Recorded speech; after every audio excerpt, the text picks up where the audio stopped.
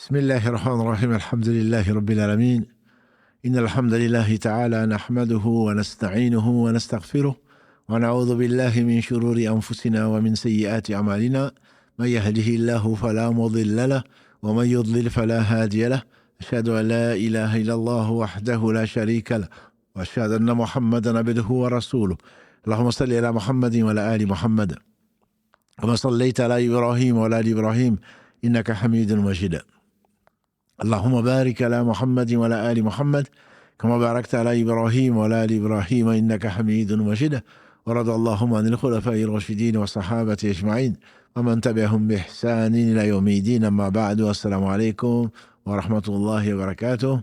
La famille, les louanges, les remerciements et les éloges, nous les dédions à celui qui le mérite, le seul digne de louange, Allah subhanahu wa ta'ala. Nous le louons, rentrant dans le concert de tout ce qui loue Allah subhanahu wa ta'ala, et c'est certainement tout ce qui est dans les cieux, tout ce qui est sur la terre et ce qui est entre les deux. Nous revenons vers lui repentants, et nos péchés sont innombrables. Nous demandons protection contre ces péchés, justement, et les conséquences de ces péchés, les tendances de l'âme. Et l'âme ordonne le mal, hormis celle à qui Allah fait miséricorde. Celui qui Allah guide, nul ne saura l'égarer. Celui qui est privé de sa guidée, nul ne saura lui montrer le droit chemin. J'atteste donc qu'il est le seul digne d'adoration, j'atteste la véracité, de l'exemplarité, de la prophétie de Mohammed ibn Abdillah, qu'Allah bénisse ce prophète, sa famille, ses compagnons, et tous ceux qui les ont suivis dans le droit chemin et nous fassent l'honneur d'en faire partie.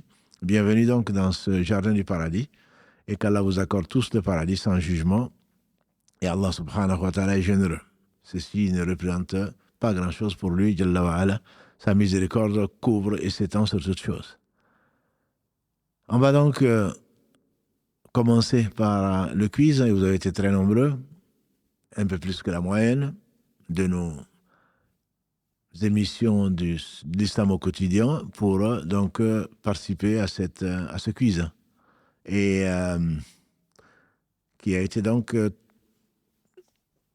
un succès par rapport à l'objectif, parce que ça vous a intéressé, vous nous dites que vous êtes intéressé et que vous apprenez beaucoup par les quiz, c'est que c'est une bénédiction d'Allah subhanahu wa ta'ala sur nous, dans la mesure où c'est ce qu'on espère et on le prie d'accepter et de l'agréer. L'essentiel, c'est donc la bonne volonté et mettre les efforts que vous faites.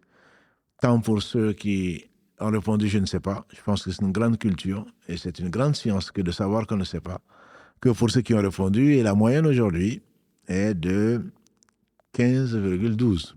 La médiane tourne autour de 16. Masha'Allah. Soit le quiz était trop facile, soit vous avez fait des efforts, soit c'est les deux. En tout cas, qu'Allah bénisse votre temps. Et donc, les questions le sujet également, il fait certainement, puisque c'est la vie après la mort, s'agissant de la tombe. Le premier séjour en attendant l'éternité. Il y a 3 questions qui ont été moins bien traitées, où il n'y a pas eu de moyenne. C'est les questions 3, 6 et 7. On va commencer par la première question. Le terme de chaque être vivant est déterminé et inscrit dans le livre du destin. Oui ou non? La réponse, alhamdoulilah, à 96% presque, c'est vrai. C'est vrai que Allah subhanahu wa ta'ala, 50 000 ans avant qu'il n'ait créé les cieux et la terre, il a créé la plume et a dû les dicter. Et ceci se retrouve également quand l'ange chargé des matrices vient insuffler l'âme, et le terme de l'enfant ou du fœtus, le terme de celui qui va devenir cet homme ou cette femme est également dicté, et cela ne change pas. Deuxième question, le terme de vie pourrait néanmoins changer en fonction des circonstances de la vie. Vous avez été 36% à dire oui, la réponse c'est non. C'est non.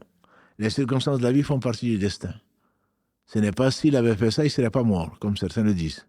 Le prophète alayhi salatu salam nous a enseigné, il ne parlait pas de lui-même, celui qui en mourant pense d'une chose qu'il n'a pas eue, qu'il aurait pu l'avoir, ou une chose qui lui est arrivée, qu'il aurait pu l'éviter, il va en enfer.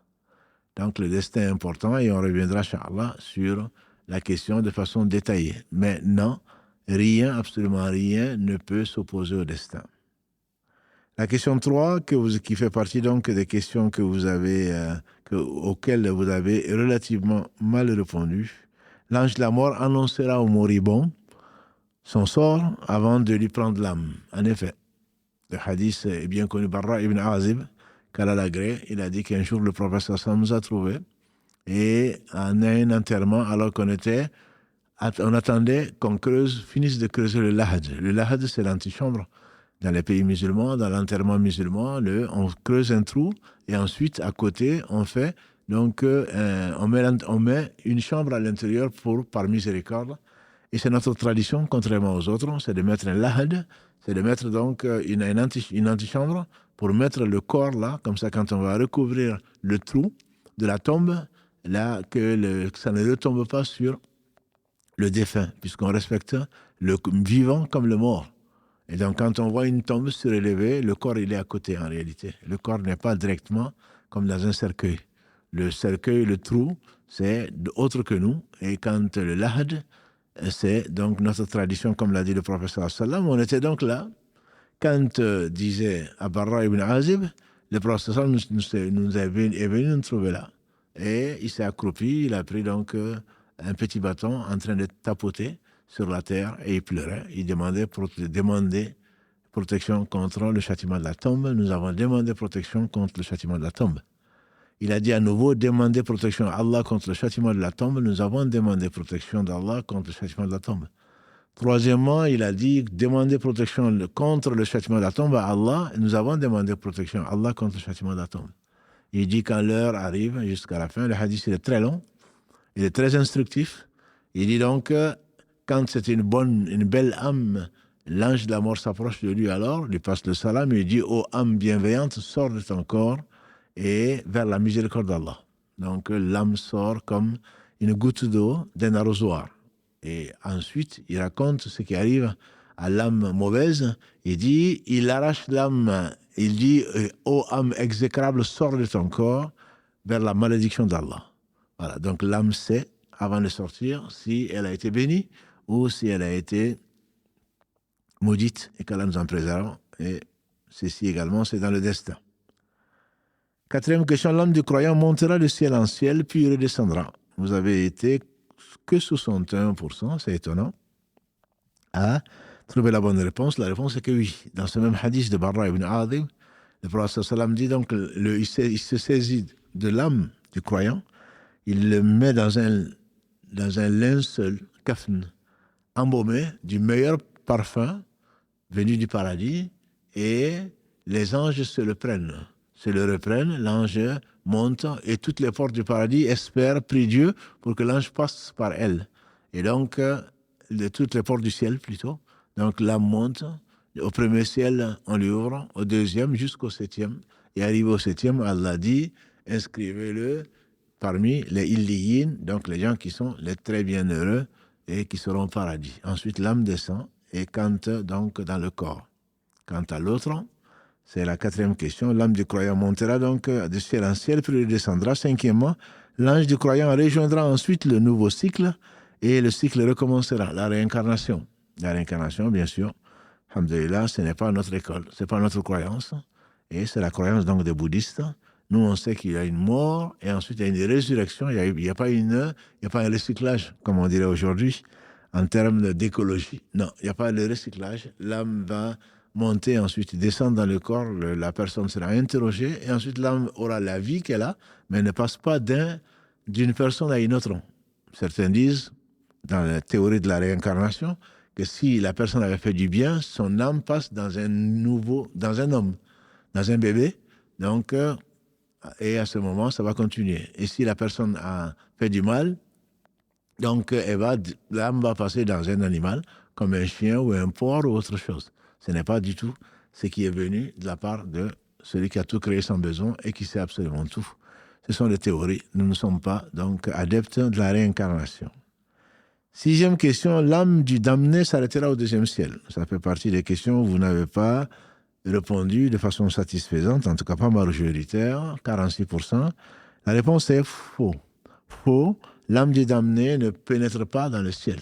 Allah dit, l'âme du damné ne va pas. Donc, le prophète dans ce hadith confirme le verset d'Allah subhanahu wa ta'ala où il dit, donc, on va pas lui ouvrir le ciel. Il passera pas. Il va pas ouvrir le ciel, pas plus qu'un chameau ne pourra passer entre le bas donc d'une aiguille, trou d'une aiguille, jusqu'à ce que le chameau passe au travers d'un trou d'une aiguille. Donc ça veut dire jamais.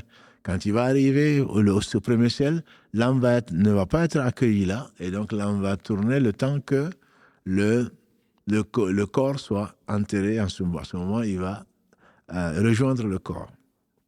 7e question, là aussi, ça n'a pas été très fameux, 47,6%. L'âme rejoindra le corps avant l'enterrement.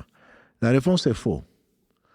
Dans ce même hadith et d'autres, le prophète sallam dit que donc, quand on entend déjà le pas des gens qui partent, quand la personne est enterrée, c'est à ce moment que les 2 anges viendront. Mais l'âme revient donc dans le corps quand une fois enterrée, et on va asseoir la personne quand les 2 anges donc, vont faire leur apparition.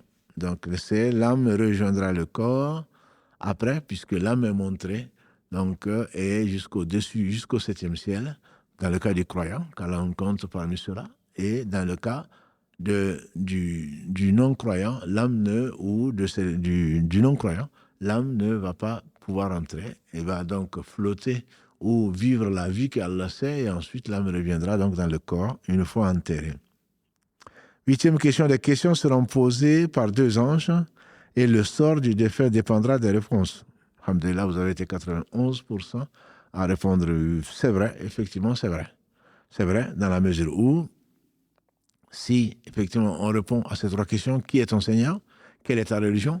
Qu'est-ce que tu penses de Mohammed sallallahu alayhi wa sallam? Si on arrive à bien répondre à ces questions en fonction des œuvres que nous avons faites ici, en fonction de la certitude que nous avons acquise grâce à Allah, en fonction de la foi en l'au-delà, en Allah et en son messager, on pourra répondre. On pourra répondre.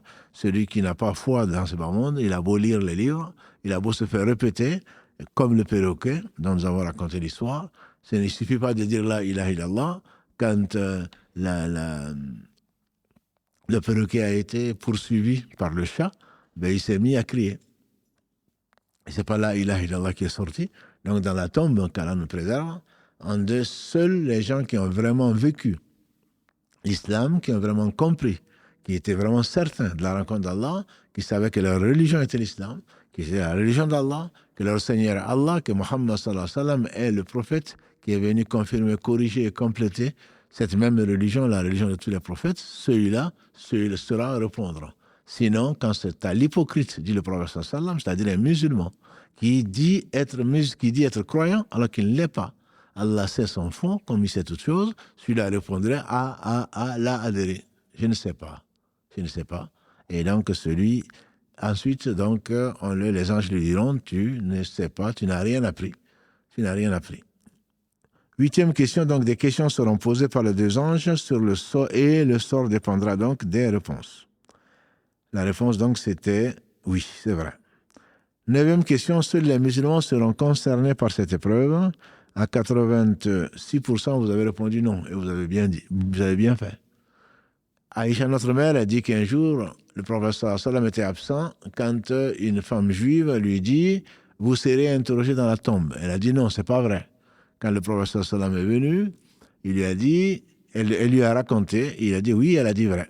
Elle a dit vrai, effectivement. Ça concerne beaucoup de hadiths, nous prouvent que toutes les communautés, tous les hommes sont concernés par l'épreuve de la tombe. Ce n'est pas le châtiment de la tombe, c'est l'épreuve de la tombe. Quand on répond bien qu'Allah nous compte parmi cela, parce qu'on a vécu vraiment en tant que croyant, Allah nous facilite. Et on dit même que le verset 24 de la sourate 14, Yuthabitu Allahu alladhina amanu bil qawli thabiti fil hayati dunya wa fil akhirah. Allah a raffermi les croyants par la parole ferme dans la vie de ce bas monde. On dit que c'est la ilaha illallah, et dans l'au-delà, et on dit que c'est quand on va être interrogé. Donc c'est Allah qui raffermi les cœurs, et du croyant bien sûr, et qui répond. Donc il n'y a pas que les musulmans qui sont concernés, toutes les populations sont concernées, et répondront ou pas, bien sûr, ils ne répondront pas que Mohammed est leur messager, puisqu'il n'était pas encore venu, mais les prophètes savaient bien sûr qu'il avait été envoyé. Ils répondront que Moïse, ou Jésus, ou Noé, ou les prophètes qui ont été envoyés ont dit vrai. Voilà. 10e question, les anges chargés de questionner s'appellent Jibril et Michael. Il y a 63 personnes quand même qui ont dit ça. Michael et Ridwan, 17 personnes. Je ne sais pas 34, mais vous avez été largement majoritaire. À plus de 90%, à dire que c'est Munkar et Nakir, c'était leur nom, donc que le prophète sallam nous a rapporté de son Seigneur subhanahu wa ta'ala. 11e question, nourrir les pauvres en guise d'aumône, sadaqa, avant l'enterrement faciliterait-il donc l'interrogatoire? Alhamdulillah, on a traité ces questions-là récemment. Vous êtes près de 70% à avoir la bonne réponse. La bonne réponse, c'est que c'est non. Non, ce n'est pas parce qu'on aura nourri, comme s'il y aura des pauvres, les riches seront plus favorisés que les pauvres. Non, la nourriture apportée à qui que ce soit, à les invités ou à des profiteurs, avant l'enterrement, ne servira pas à alléger ou faciliter l'interrogatoire. 12e, soulager la famille éprouvée en leur épargnant la préparation de repas, est-ce qu'il est ce qui est attendu des visiteurs? Certainement pas. Vous avez été 83%. C'est une tradition extrêmement répandue dans nos familles, mais non, ce n'est pas du tout ça. Le prophète sallam a dit, faites préparer le repas pour la famille de Ja'far parce qu'ils ont autre chose à faire. Ils sont tristes, ils ont perdu, ou Allah a rappelé son serviteur, et ils n'ont pas le cœur à faire ça. Il n'y a pas de mal à ce qu'on donne à manger à des étrangers qui sont venus ou autre chose. Mais on ne fait pas un repas particulier, comme malheureusement on le fait dans beaucoup de familles et dans beaucoup de contrées. 13e question, faire une sadaqa au 40e jour, très très répandu, comme vous savez, permettrait la libération de l'âme de la prison de la tombe? Non, certainement pas. Ce sont des vieilles légendes qui circulent et qui ont trouvé donc oreille parmi nous, parmi les musulmans en particulier, 40e jour, 40e jour, 40e jour. Non, pas du tout. Il n'y a rien de tout ça dans l'islam, de légiférer. Nous avons emprunté à d'autres et malheureusement, comme l'a prophétisé le prophète sallallahu alayhi wa sallam, on le suivra pas à pas. 14e question, il faudrait renouveler la sadaqa tous les ans si l'on veut épargner plutôt la souffrance du défunt. Vous avez été 80% à reconnaître que c'était faux. Si cette question a été posée, c'est bien parce que c'est l'actualité malheureusement. Chaque année, les gens fortunés ou qui ont des gens dans l'émigration, ils vont quitter les États-Unis, la France et l'Europe et ailleurs pour venir au village ou à la ville pour fêter, entre guillemets, l'anniversaire de sa mort. Ça, c'est comme le dit quelqu'un de sage, tout donne naissance à son enfant, mais l'innovation donne naissance à son père. Voilà. Donc, tout ce que les innovations sont avec le temps encore pires que celles qui les avaient précédées. Et donc, non, ça, ce n'est absolument pas à faire. Ni le 40e jour, ni le 3e, ni le 7e, et encore moins un an après. 15e question. Mettre de l'eau sur la tombe permettra au défunt d'étancher sa soif aux besoins. Ça, c'est que si tu vas dans le cimetière, c'est ce que tu vas retrouver, des bouteilles ou des récipients contenant de l'eau. On en a traité avec Si Mohammed Barakallah fait. Et il y a quelques mois, à propos donc du fiqh contemporain, certainement pas. C'est une innovation. C'est vraiment une innovation. Je ne sais pas quelle en est l'origine, mais ce n'est absolument pas vrai. 16e question, planter un arbre dans un cimetière permettra à l'âme du défunt de trouver le repos? Non, non plus. Ceci n'est nulle part. Ça se base sur un hadith où le prophète sallam, de ce qu'Allah lui a révélé, est passé dans un cimetière avec des musulmans, un cimetière musulman, et il s'est arrêté à 2 tombes. Il a dit ces 2 sont châtiés pour des choses qu'ils auraient dû éviter, et pourtant des choses qui sont graves. L'un ne se préserve pas de son baoul, de son urine, et l'autre ne s'émet la zizanie entre les gens. Et donc, j'espère, a-t-il dit, j'espère, il a pris donc une branche d'un arbuste qu'il a cassé en 2, il a planté les 2 morceaux dans chacune, sur chacune des tombes, et il a dit, j'espère que leur châtiment va être allégé le temps que les 2 brindilles sèchent, ou leur châtiment va s'arrêter le temps que les 2 brindilles sèchent. Cela ne veut pas dire, il n'a jamais dit, et il ne l'a pas fait, et aucun compagnon n'a planté un arbre, un olivier en particulier, à côté de la tombe ou de qui que ce soit. Jamais. Ça n'a pas été fait parce que ce n'est pas quelque chose d'utile, au contraire. C'est également une innovation qui est très grave même, je dirais, qu'Allah nous préserve contre les conséquences des innovations. 17e question, il est conseillé de visiter les cimetières des musulmans. Oui. Le prophète, alayhi salatu wassalam, il a dit, je vous avais interdit de visiter les cimetières, maintenant visitez-les, ça vous rappelle la mort. Ça vous rappelle la mort. Alhamdulillah, visiter, c'est quelque chose de conseillé, donc les cimetières des musulmans. 18e question, en visitant des cimetières, on doit y faire 2 rakats. Non, on n'a pas le droit. On n'a pas le droit de prier dans les cimetières. C'est la raison d'ailleurs pour laquelle on n'a pas à lire non plus le Coran. Donc, quand on va dans les cimetières, on va prier donc pour les morts. Ils ont besoin de cela. Cela peut alléger leur châtiment pour ceux qui sont châtiés. Et dans tous les cas, on demande à Allah de leur faire miséricorde. On ne leur demande absolument pas. C'est le sens de la 19e question. On peut formuler des vœux lors de la visite des défunts. Non, on ne parle pas aux défunts. Ils ne nous entendent pas. Et on leur demande encore moins. C'est de l'association. La grande association, c'est le Shirk Akbar. On n'a pas le droit de demander à un mort et non plus à un vivant qui n'est pas capable, ce que Allah seul sait faire. Et pour le mort, il est formellement interdit de raconter sa vie. Premièrement, il est déjà occupé, très occupé à autre chose. Et deuxièmement, parce que c'est interdit parce qu'il n'entend pas, c'est peine perdue. Et ça fait partie donc des... Il ne peut rien pour lui-même, encore moins pour nous.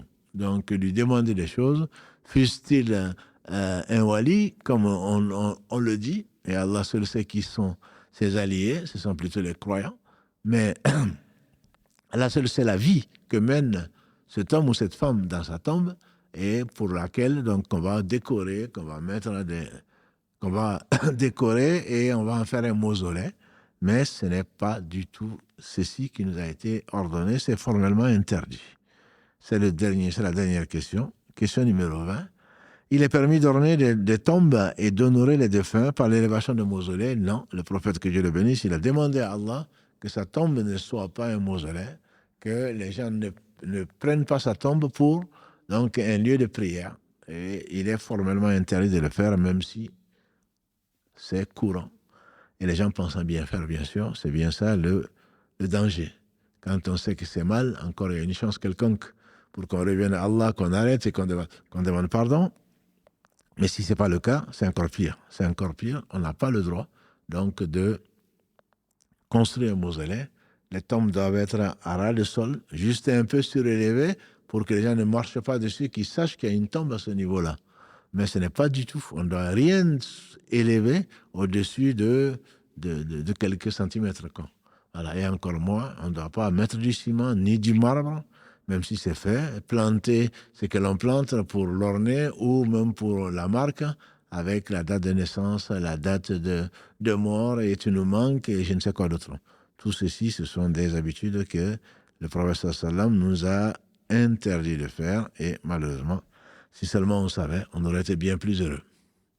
Voilà donc les questions qui ont été bien répondues. Qu'Allah vous bénisse et surtout qu'Allah vous préserve et nous préserve des conséquences de nos péchés et en particulier donc du châtiment de la tombe. L'épreuve de la tombe est terrible et n'en sont épargnés que les martyrs et les prophètes. Et ils n'ont pas d'épreuve. Et le prophète sallam nous a enseigné que les martyrs, le fait donc d'avoir la roulette russe, entre guillemets, l'épée tournée autour de sa tête suffit comme stress. Suffit comme stress que de les questionner, puisqu'ils ont donné leur vie pour que la parole d'Allah soit la plus élevée. Quant aux prophètes, bien sûr que ils ont vécu avec la certitude depuis qu'ils sont prophètes, et ils sont morts avec la certitude, puisqu'Allah les a épargnés. Ils sont des ma'asoumines, donc ils ne faisaient pas de péché volontairement en tout cas. Voilà donc pour cet épisode. Et on va donc passer aux questions-réponses juste avant de porter le casque, pour dire que c'était un clin d'œil aux frères et aux sœurs tchétchènes, s'il y en avait, donc dans la famille. Sinon, on va les recruter, Inch'Allah, avec un sourire et le salam de Karim, donc qui s'occupe encore toujours de la partie technique, et qu'Allah le bénisse.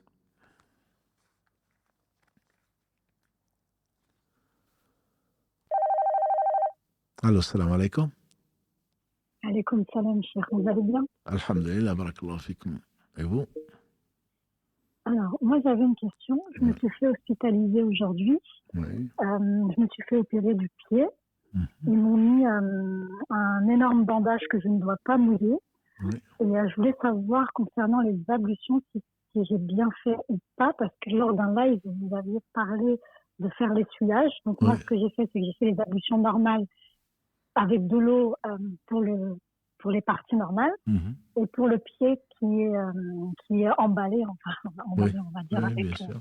le bandage, j'ai fait l'essuyage avec un tayammum. Est-ce que c'est bon ou pas du coup? Vous avez fait un essuyage avec un tayammum. Oui, Qu'est-ce que ça veut avec dire? Qu'est-ce que ça veut dire l'essuyage avec un tayammum?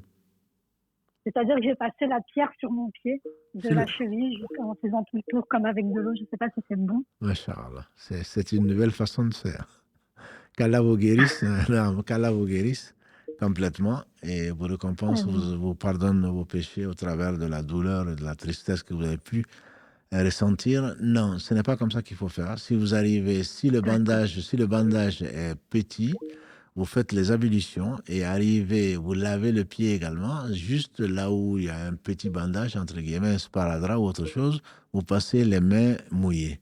Mais si le bandage couvre tout le pied, une grande partie du pied, et que vous n'avez pas accès, comme si par exemple c'était un plâtre, à ce moment, il vous suffit de faire le tayammum, c'est-à-dire vous prenez une pierre, il y a 3 conditions, l'intention, vous frappez la pierre et ensuite vous passez sur tout le visage et ensuite vous le faites à nouveau, le passez sur les mains jusqu'au coude pour les malikis et donc main droite, main gauche sur le bras droit et main droite sur le bras gauche. Et pour les autres, il suffit de faire ça. Donc ça se fait en 30 secondes maximum et cela vous suffit. Mais vous n'avez pas à essuyer Parce que l'essuyage des pieds, en fait, c'est quelque chose qui se fait quand on a porté les chaussures, qu'on peut enlever, mais qu'on n'enlève pas. Ou qu'on a porté des chaussons ou des choquettes, des chaussettes plutôt, pas c'est des choquettes, parce que la plupart des savants disent qu'il faut au moins que ça recouvre l'endroit qu'on doit laver, c'est-à-dire les chevilles. Donc là, vous faites tout, effectivement, quand vous arrivez là, vous passez les mains mouillées sur les chaussettes ou sur les chaussures, ou sur les chaussons. Mais voilà, mais ça, c'est les mains mouillées dessus, voilà. Mais là, ce n'est pas... Parce que là, les médecins, ce n'est pas bon. Parce que là, les médecins, ils m'ont dit de ne pas mouiller le bandage. Voilà, donc... En fait, on voit mes doigts de pied, oui. Mais le reste est bien, c'est un bandage que je ne peux pas enlever. Donc, si c'est ça, il vous suffit de faire le tayammum. Vous n'avez pas besoin de passer la pierre dessus. Vous faites le tayammum en ne touchant donc qu'au visage et les 2 mains jusqu'au coude pour être sûr, puisque les malikis vont jusqu'au coude. Mais il suffirait à la limite que vous passiez sur le visage, les mains, avec l'intention qui est dans le cœur, juste vous appuyez sur la pierre ou sur le sol. Bon, j'imagine que c'est sur la pierre. Et donc, vous le passez une première fois sur le visage. Et à nouveau, vous le passez. Il suffit de passer sur les mains pour que ce soit valable. Mais par souci d'éviter les divergences, vous les passez jusqu'au coude ici, comme ça, et ensuite vous faites ça, et vous avez fini. Ça, c'est les mains qui ont juste touché la pierre. Et ça suffit largement. Vous n'avez pas, à laver les autres parties du corps. Alhamdulillah, vous avez essayé, qu'Allah subhanahu wa ta'ala vous accepte ce que vous avez fait, et dorénavant, vous le ferez comme ça, Inch'Allah. D'accord. Non. Ok, je vois, oui. Barakallah fik. Ok. Non. Merci beaucoup, avec cher. Plaisir, avec plaisir. Qu'Allah vous récompense et que vous accorde le paradis sans jugement. Amin. Barakallah fik. Amin. Bonne soirée. Vous aussi, qu'Allah vous guérisse complètement. Amin. Merci. Alors, on a quelques questions sur la prière, donc on va essayer d'enchaîner. Peut-on prier les cheveux attachés? Un homme qui pose la question. Avec un couvre-chef, un bonnet, un bandeau. Le professeur sallam, dans un hadith, il a dit qu'on ne prie pas avec les cheveux attachés. avec les cheveux attachés. Ça ne concerne pas la femme. Les savants, l'avis des savants, c'est que ça ne concerne pas la femme, qui a des cheveux longs, qui a besoin certainement de ça, ne serait-ce que pour les couvrir. Mais pour l'homme, on ne doit pas prier avec les cheveux attachés. Est-ce que la prière est valide? Elle est valide, puisque ce n'est pas une annulative de la prière, mais on a fait quelque chose d'interdit. Et ce qui veut dire donc que la prière rétribuée, est-ce que Allah va l'accepter? Ça, lui seul le sait. Et s'il accepte parce qu'on ne sait pas, on ne savait pas par exemple, mais si c'est par confort qu'on a désobéi au prophète sallam, il se peut que Allah ne l'accepte pas, mais ça dépend que de lui, subhanahu wa ta'ala, comme tout dépend de lui. Alors, on va prendre une autre question. Une femme incontinente peut-elle prier avec sa protection ou dois-je attendre donc de rentrer pour faire mes prières? Une autre question en rapport. Une personne incontinente peut-elle rassembler plusieurs prières? Oui. Donc, elle ne doit pas prier avec sa couche, sa protection, si elle peut la changer. Si elle prie avec, alors qu'elle n'a pas commencé la prière, sa prière n'est pas valide, puisqu'elle prie avec l'impureté. Dès le début, elle le sait. Si elle ne le sait pas, par contre, il n'y a pas de problème. La continence, l'incontinence, alhamdoulilah, c'est une maladie, c'est une épreuve pour les hommes comme pour les femmes. À ce moment-là, on fait ses ablutions, on change la couche, on fait ses ablutions normalement, et juste avant la prière, on fait ses ablutions pour ne pas avoir d'incontinence, on fait la prière. Et quand on fait la prière, après, peu importe ce qui va advenir. Là, c'est tout à fait possible et valable, même si c'est de l'urine ou autre chose qui sort alors qu'on est en train de prier. Et on peut également, quand on a traité la prière du voyageur avec Si Mohammed, barakallahu fi, on peut également donc regrouper les prières du Dohr, 4 raka, avec le Asr, 4 raka, comme le Maghreb avec le Isha, parce que pour faciliter la vie des gens, Allah nous a facilité la pratique de la religion. Ça, c'est possible à cause de l'incontinence, à cause des météorologies, à cause de conditions météo quand c'est à la mosquée, etc. On a déjà répondu à ces questions-là. Vous pouvez vous référer au livre qu'on a du Cheikh Kahatani, La prière du voyageur, ou à la vidéo que nous avons consacrée à la prière du voyageur, pour ne même pas dire deux lives que nous avons consacrés voire 3, à la prière du voyageur. Allô? Allô? Salam alaikum. Wa alaykum salam. Je suis en direct. Désolée. Vous êtes en direct, oui. Je voulais d'abord vous remercier à vous et à toute l'équipe pour tout ce que vous faites. En fait, moi, j'ai une question. En fait, j'ai une amie, je dirais vraiment, c'est ma meilleure amie qui est non-musulmane. Oui. Alors, nous passons nos quotidiens ensemble et on échange également sur nos différentes religions. Oui. C'est une belle personne qui est très pratiquante dans sa foi. Alors, au fait, je suis pas trop tranquille quand je me rends chez elle parce qu'en fait, elle vient chez moi, passer quelques temps, je vais chez elle aussi, on passe nos vacances ensemble. Oui. Et sauf qu'elle a beaucoup de statues dans sa chambre. Oui. Et moi, quand je vais là-bas, d'habitude, quand je prie dans le salon, mais quand je dors dans sa chambre où il y a beaucoup de statues. Oui. Donc, du coup, je sais pas, est-ce que je devrais continuer à aller chez elle ou pas? Et puis, quand on passe nos vacances également, elle aime bien aller visiter leurs lieux religieux des églises. Après, moi, je rentre pour visiter, je prie pas, mais bon, je l'accompagne. Donc, du coup, je sais pas, est-ce que j'ai droit à tout ça ou pas? Ce que vous faites, c'est, disons que ce n'est pas à faire dans la mesure où c'est pas une question de tolérance, c'est que nous, on sait de ce que nous a enseigné le prophète sallallahu alayhi wa sallam, les anges n'entrent pas dans une maison où il y a des statues, où il y a des chiens. Donc, c'est pas du tout mépriser une façon de pratiquer, ni des animaux, pas du tout. C'est une chose qu'Allah a décrétée ainsi. Donc, le sachant, si vous priez dans une maison où il y a des statues, la prière est valide. Le prophète sallam, quand il est rentré dans la Kaaba, il y avait 360 idoles avant qu'il les casse. Donc, la prière est valide. Simplement, est-ce qu'elle est acceptée? Vous avez moins de chances puisque vous n'avez pas d'ange qui vous accompagne. Donc, je dirais que les anges, les idoles n'ont pas d'influence sur votre prière en tant que telle, mais vous vous coupez de la bénédiction que Allah vous apporte avec les anges. Donc c'est aussi vrai pour le sommeil. Si vous dormez dans une maison où il y a des idoles, il y a des statues en tout cas, qu'elles soient idoles, qu'elles soient adorées ou pas, Les anges, ça prive les anges de rentrer. Ça, c'est le prophète sallam quand il a attendu l'ange Gabriel. Il a attendu l'ange Gabriel qui n'est pas venu. Et pourtant, les anges, ils respectent leur rendez-vous. Il est sorti. À ce moment, il est venu. Et il lui a dit, mais je t'ai attendu. Il dit, mais est-ce que tu ne sais pas que nous, les anges, on ne rentre pas dans une maison où il y a des images, donc d'êtres animés et des chiens. Donc, c'est la raison pour laquelle mieux vaut, en tout cas, si vous allez en vacances ou ailleurs, juste lui expliquant, puisque vous êtes croyante et qu'elle est croyante également dans sa religion, vous lui expliquez, nous, on sait que les anges ne rentrent pas. Et donc, moi, je préférerais qu'on les enlève dans ma chambre au moins, si vous voulez bien prier là, ou y dormir. C'est ce que je vous conseillerais en tout cas. C'est une seule chambre, c'est ça. En fait, c'est une seule chambre, c'est sa chambre, on dort ensemble. Ah, vous dormez dans cette même chambre?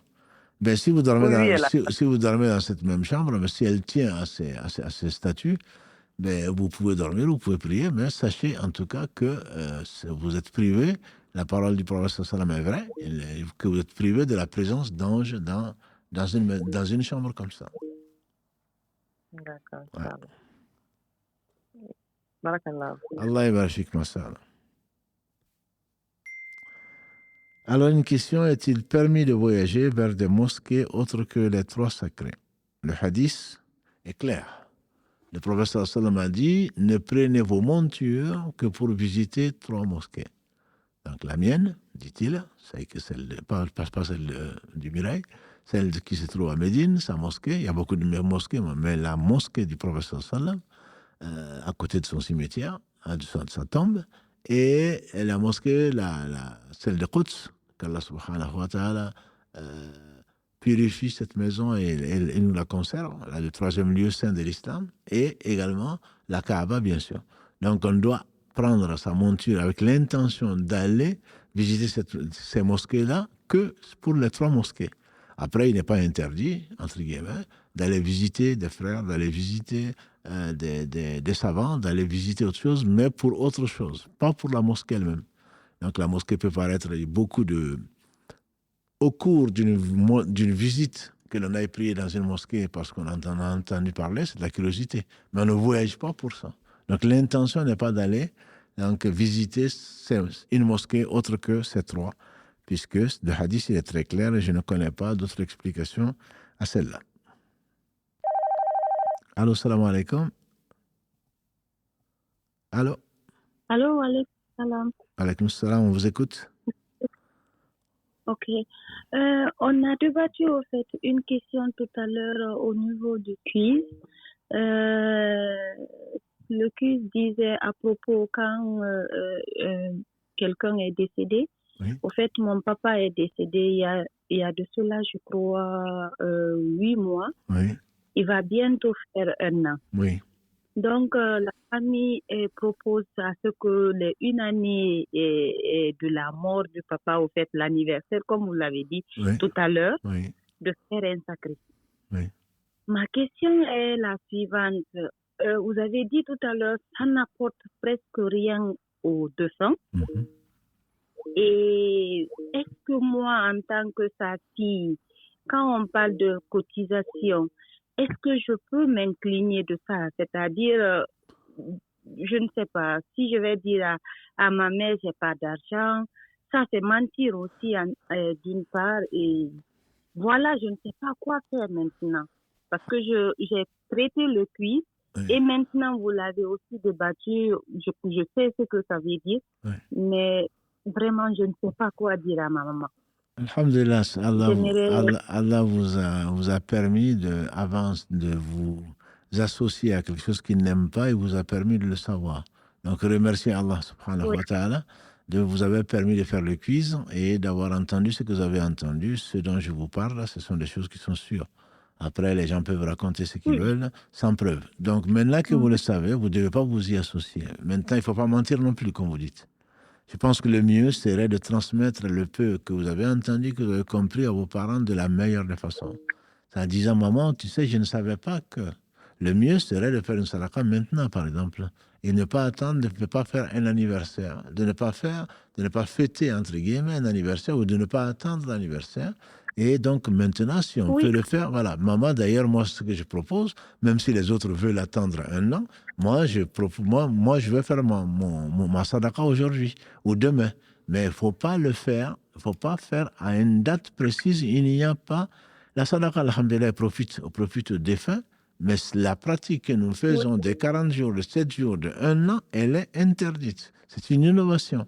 Donc, qui dit innovation dit que ce n'est pas accepté. Le prophète a dit dans le hadith d'Aïcha, donc c'est rejeté. Si c'est rejeté, ça veut dire que même si, pour plaire à votre mère, vous cotisiez, vous aurez perdu de l'argent parce qu'Allah ne va pas accepter ce que le prophète a interdit. Voilà. Donc là, il faut trouver la bienveillance. Si vous connaissez un imam, entre guillemets, vous vous dites, tiens, je ne savais pas, je viens d'entendre un imam en train de dire que, vous pouvez lui faire écouter, ou sinon vous vous adressez à quelqu'un à qui elle croit, et donc pour essayer de la convaincre. Mais vous devez quand même partager cette science-là parce que vous lui voulez du bien à votre maman, et vous voulez du bien à votre père qui est décédé, qu'Allah lui fasse miséricorde. Mais vous, maintenant, vous savez, ne gardez pas ça pour vous. Je ne dis pas de rentrer en disant ça c'est interdit, ça c'est haram, ça c'est... Non, il faut le dire avec bienveillance parce qu'on espère que c'est par ignorance que les gens désobéissent à Dieu. Voilà, moi c'est ce que je vous conseille en tout cas. Mais maintenant, si j'ai bien compris, au fait, faire la sadaqa, par exemple, ils l'ont proposé au fait comme ça, une année, acheter une vache et donner ça au fait aux démunis et partager en un mot et des sacs de riz. C'est ce que maman a proposé au fait. Maintenant, faire ça comme sadaqa, est légiféré ou bien ça aussi c'est pas bon? Non, elle peut le faire, mais pas le faire à une circonstance particulière. Il est là le problème. La sunna, c'est 6 choses, dit le Cheikh Othaymin, comme la nature de la chose, le moment également. C'est-à-dire que le prophète ne l'a pas fait, ses compagnons ne l'ont pas fait. Le fait de le fêter le fait de faire cette sadaqa spécialement après 1 an, il n'y a pas de preuve qu'il faut le faire après 1 an, ni 7 jours, ni 40 jours. Le problème, il est là. C'est que la sadaqa, elle est bien, mais la sadaqa n'est pas faite au bon moment. Ok, par exemple, comme ça, 2 mois. Moi, je peux leur dire maintenant, le mois à venir, là, est-ce qu'on ne va pas faire une sadaqa pour papa? Ça, c'est légiféré. Par exemple, bon. Tout à fait, ça c'est bien. Un petit, papa a certainement besoin de nos sadaqas. Alors faisons une sadaqa. Voilà, le mois prochain. Non, on va attendre 1 an. Pourquoi attendre l'anniversaire d'1 an? Pourquoi? Parce qu'il n'y a aucune preuve pour le faire. Voilà. Alors qu'il est bon de faire le sadaqa pour les morts, même pour les vivants, mais surtout pour les morts. Donc le plus tôt, c'est encore le mieux. Pourquoi attendre 1 an? Dans 1 an, peut-être que vous n'allez pas vivre, peut-être que nous n'allons pas vivre, peut-être que je ne sais pas ce qui peut arriver. Pourquoi attendre 1 an? Quand on veut faire du bien, il faut le faire de suite. Et il n'y a pas de jour à attendre, et encore moins de donner une valeur particulière au jour anniversaire, comme on entend parfois. Mon père est mort exactement le 1er février, comme si ça avait un rapport. Ça n'a absolument aucun rapport. C'est pas parce qu'il est mort le 31 janvier que chaque 31 janvier, il va falloir déclarer ça comme jour férié ou s'attrister ou autre chose. Pas du tout. Pas du tout. Ça n'a pas de sens dans l'islam. Ça n'a pas de sens. Ok, barakallah fik. Allah yabarak qu'Allah vous accepte, qu'Allah vous facilite. Je suis au voilé et toute la famille pense maintenant que voilà, tu reviens, elle est devenue wahhabia. Je ne sais pas, c'est ça, population, vous comprenez? Oui, je comprends très bien. Donc, vous n'êtes pas la première et remerciez Allah. Peut-être que certains, vous savez, les ignorants, il y en a beaucoup et dans leurs discussions, certains ont dit, mais le prophète sallam, est-ce qu'il était Hanafi ou il était Maliki? C'est pour vous dire qu'ils ne connaissent même pas l'histoire. Je veux dire, Mohammed ibn Abdul Wahhab, c'est un musulman comme un autre. C'est quelqu'un qui a redressé des torts quand les gens ils ont associé Allah subhanahu wa ta'ala. On est musulman, on espère être croyant et on suit la sunna du prophète sallam. On ne suit pas un homme. Autre que le Mohammed sallam, on ne le suit pas, quel que soit le savant, quelle que soit la personne. Non, on ne suit que le prophète sallam. On fait dire à l'imam Malik qui n'était pas wahhabi, puisque l'imam Abdel Wahhab est bien après. On veut lui faire dire à l'imam Malik, on prend de tout le monde et on laisse de tout le monde, sauf de celui qui est dans cette tombe parlant du prophète sallam. Certains disent que c'est plutôt Ibn Abbas, qui est son cousin et compagnon, qui leur aurait dit ça. Peu importe. La communauté des savants est d'accord pour dire que la parole d'un homme, quel qu'il soit, n'est pas une preuve. C'est un argument, ce n'est pas une preuve. Ce qui est une preuve, c'est la parole de Mohammed sallallahu alayhi wa sallam qui ne parlait pas de lui-même. C'est Allah qui a dit, et donc, ça, ce n'est pas discutable. Et le seul homme de qui on accepte, quand c'est ça, sa parole est vérifiée, c'est Mohammed sallallahu alayhi wa sallam. Et pas Abdel Wahhab, ou Cheikh Uthaymin, ou Albani, ou je ne sais qui d'autre. Celui qui vient, il doit venir avec ses preuves. Voilà. Donc, si on vous traite de Wahhabi ou d'autre chose, que cela, c'est blessant, c'est plutôt de la moquerie, et ce n'est pas à faire. Les gens qui le font, qu'ils craignent Dieu, ce n'est pas à faire. Et par contre, vous devez patienter, et l'entendre, ça ne doit pas vous décourager sur le fait de suivre la sunna du prophète sallallahu alayhi wa sallam, parce que, comme vous le savez, sur les 73 parties de l'islam, 72 en enfer, qu'Allah nous préserve, et une seule qui sera sauvée, c'est celle qui suit ce sur quoi était Mohammed sallallahu alayhi wa sallam, lui et ses compagnons. Donc, prions Allah subhanahu wa ta'ala de vivre sur la sunna et de mourir dans la sunna. Donc, ne vous découragez pas si on vous traite de ceci et cela. Vous n'êtes pas la seule, ni la première, et certainement pas la dernière non plus. Ok, barakallahu fik. Allah yabarak ma sœur, avec plaisir. Bénisse tous et qu'Allah vous récompense. Amen. Vraiment, ce que vous êtes en train de faire, c'est une très bonne chose parce que ça nous éduque. Vraiment, moi, ça m'a éduqué. Et je voulais témoigner cela, que Dieu nous récompense amen, et que Dieu vous a une très bonne fin. Amen, amen. Et que Dieu nous porte son paradis. Amen, amen, amen. Barakallahu fik, Allah nous éduque et nous enseigne ce qui nous sera utile. Barakallahu fik, ma soeur. Assalamu alaikum. Alors, est-il vrai qu'il faut toujours être en état d'ablution pour faire du dhikr en dehors des heures de prière? Comme tu as pu le poser comme question, ce n'est pas vrai. Ce n'est pas vrai. Le prophète sallam faisait du dhikr, se rappelait Allah à tout moment. Et il ne prononçait pas le dhikr quand il était en état de janaba. C'est-à-dire quand on doit faire le ghusl, il faisait le ghusl et ensuite il se mettait à continuer à se rappeler Allah subhanahu wa ta'ala. Donc on peut continuer, et je dois même dire, on doit continuer à faire le dhikr étant l'âme même du cœur. Et c'est sur ça que nous travaillons depuis quelques semaines avec Karim les mercredis. Donc c'est l'objet du live du mercredi, c'est le dhikr. C'est vraiment ce qui va t'élever, c'est ce qui va te permettre de faire vivre ton cœur et d'aller vers Allah subhanahu wa ta'ala, donc de te rapprocher d'Allah. Il ne faut pas abandonner parce que tu n'as pas les ablutions. Mais il est vrai qu'il est mieux d'avoir les ablutions dans tous les cas. Dans tous les cas, il est mieux d'avoir les ablutions, sauf quand on ne peut pas. Donc, quand on sait on a de l'incontinence, quand on sait qu'on a des gaz, quand on sait que quand on ne peut pas renouveler facilement les ablutions, mais on continue à faire le dhikr, il n'y a absolument aucun mal. Ne vois-tu pas que même la femme qui est indisposée, donc qui ne doit pas prier, qui ne doit pas jeûner, il est permis, que dis-je, il est obligatoire de se rappeler Allah, soit en écoutant des cours, soit en lisant des choses autour du Coran, autour de la religion, soit en évoquant Allah subhanahu wa ta'ala avec ses noms sublimes et ses attributs et tout ce qui peut avoir un rapport avec le dhikr. Donc ça c'est possible, il ne faut pas l'abandonner parce que les uns et les autres disent, et sans science certainement, ce qui n'est pas vrai. Allô, oui. Allô, salam alaikum. Wa alaykum salam wa rahmatullah. C'est un honneur de vous parler, alhamdoulilah. Allah yabarfik. Alhamdoulilah, étudiante à la fac et en début d'année. Ma soeur, excuse-moi, on a du mal à vous entendre, ça c'est haché, la communication. Ah. C'est mieux comme ça? Peut-être, on va essayer. Alhamdoulilah. Je disais que je suis à la fac, alhamdoulilah. Non. Et en début d'année. On va essayer de tendre l'oreille parce que non, on a du mal. Je ne sais pas pourquoi. Essayez, on va essayer de comprendre, sinon vous allez essayer de rappeler. Vous avez eu la chance de passer, peut-être qu'Allah vous donnera une double chance. Non. Allez-y, on va essayer quand même, Inch'Allah, de tendre l'oreille parce que c'est vraiment haché. Ok, je disais que je suis étudiante alhamdoulilah à la fac et que j'ai un TD qui va bientôt être à 15h. Et Oui. comme on change d'horaire bientôt, Inch'Allah, Tout à fait. je voudrais savoir, parce que je ne vais pas pouvoir faire mon cours à l'heure, parce que c'est un cours obligatoire et si je ne le fais pas, je passe obligatoirement en rattrapage. Et je voulais savoir si je pouvais décaler mon asr, parce que je ne vais pas pouvoir le faire à l'heure. Alors, comme tu dois le savoir, qu'Allah bénisse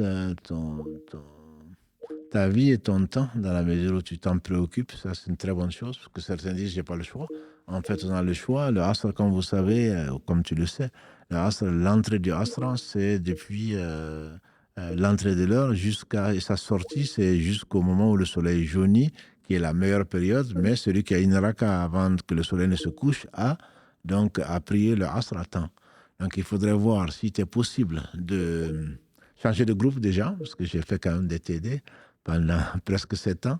J'ai fait des TD, donc il est possible, il y a des groupes de TD, donc si tu peux déjà changer TD, pour ceux qui ne savent pas ce que c'est, il s'agit des travaux dirigés, voilà, qui sont obligatoires, et il y a des groupes de TD. En général, il y a des groupes de TD, donc tu peux peut-être changer de groupe pour essayer de prendre le groupe du matin ou un peu plus tard pour pouvoir faire le asr, puisque le asr, comme tu le sais, celui qui rate le asr sans excuse valable islamiquement, c'est comme s'il avait perdu toute sa famille et tous ses biens. Donc c'est très important. Mais si après le TD, tu n'arrives pas à changer de groupe et qu'après le TD, tu as quand même le temps de faire le asr avant que le soleil ne se couche, il n'y a pas de mal dedans. Et si c'est vraiment pas le cas non plus, il t'est permis, parce que c'est exceptionnel, de faire le dohr à 13h ou je ne sais à quelle heure, avant le TD, et de faire le asr en même temps si tu es sûr de ne pas pouvoir faire le asr avant le coucher du soleil, plutôt que de laisser le soleil se coucher alors que tu es en train de faire le TD. Ok, alhamdulillah, parce Voilà. que je peux plus changer de groupe, malheureusement. Le délai, c'était fin septembre, mais mon TD, Inch'Allah, se terminera aux alentours de 16h, 16h30. Et l'asr en heure d'hiver passera aux alentours de 15h. Donc, je pourrais le faire 1 heure après environ. Inch'Allah, là, il n'y a pas de mal. Simplement, comme tu le sais, au mois de décembre, je pense que le coucher du soleil risque d'être encore plus tôt, mais tu feras attention, comme Allah subhanahu wa ta'ala va t'assister dans son adoration. Inch'Allah. Barakallahu fik. Alhamdulillah. Alhamdulillah. Jazakallahu khair. Allah yabarak. Alaykoum salam wa barakatuh. Je suis en train de revoir la prière du prophète sallallahu alayhi wa sallam en lisant un livre écrit par Cheikh Albani. Et je suis de l'école malikite et je voulais savoir si le fait que le Cheikh était de l'école hanafite, si cela pourrait me faire mélanger plusieurs pratiques en prière. Geste, parole. Donc la question, c'est, pour la résumer, est-ce que il faut que je suive l'école malikite ou est-ce qu'il est préférable d'apprendre avec un livre écrit par un cheikh, donc de l'école malikite, où cela n'a pas d'importance. Voilà. Donc je sais qu'il y a quelques divergences sur l'annulation des ablutions avec les baves de chien, etc.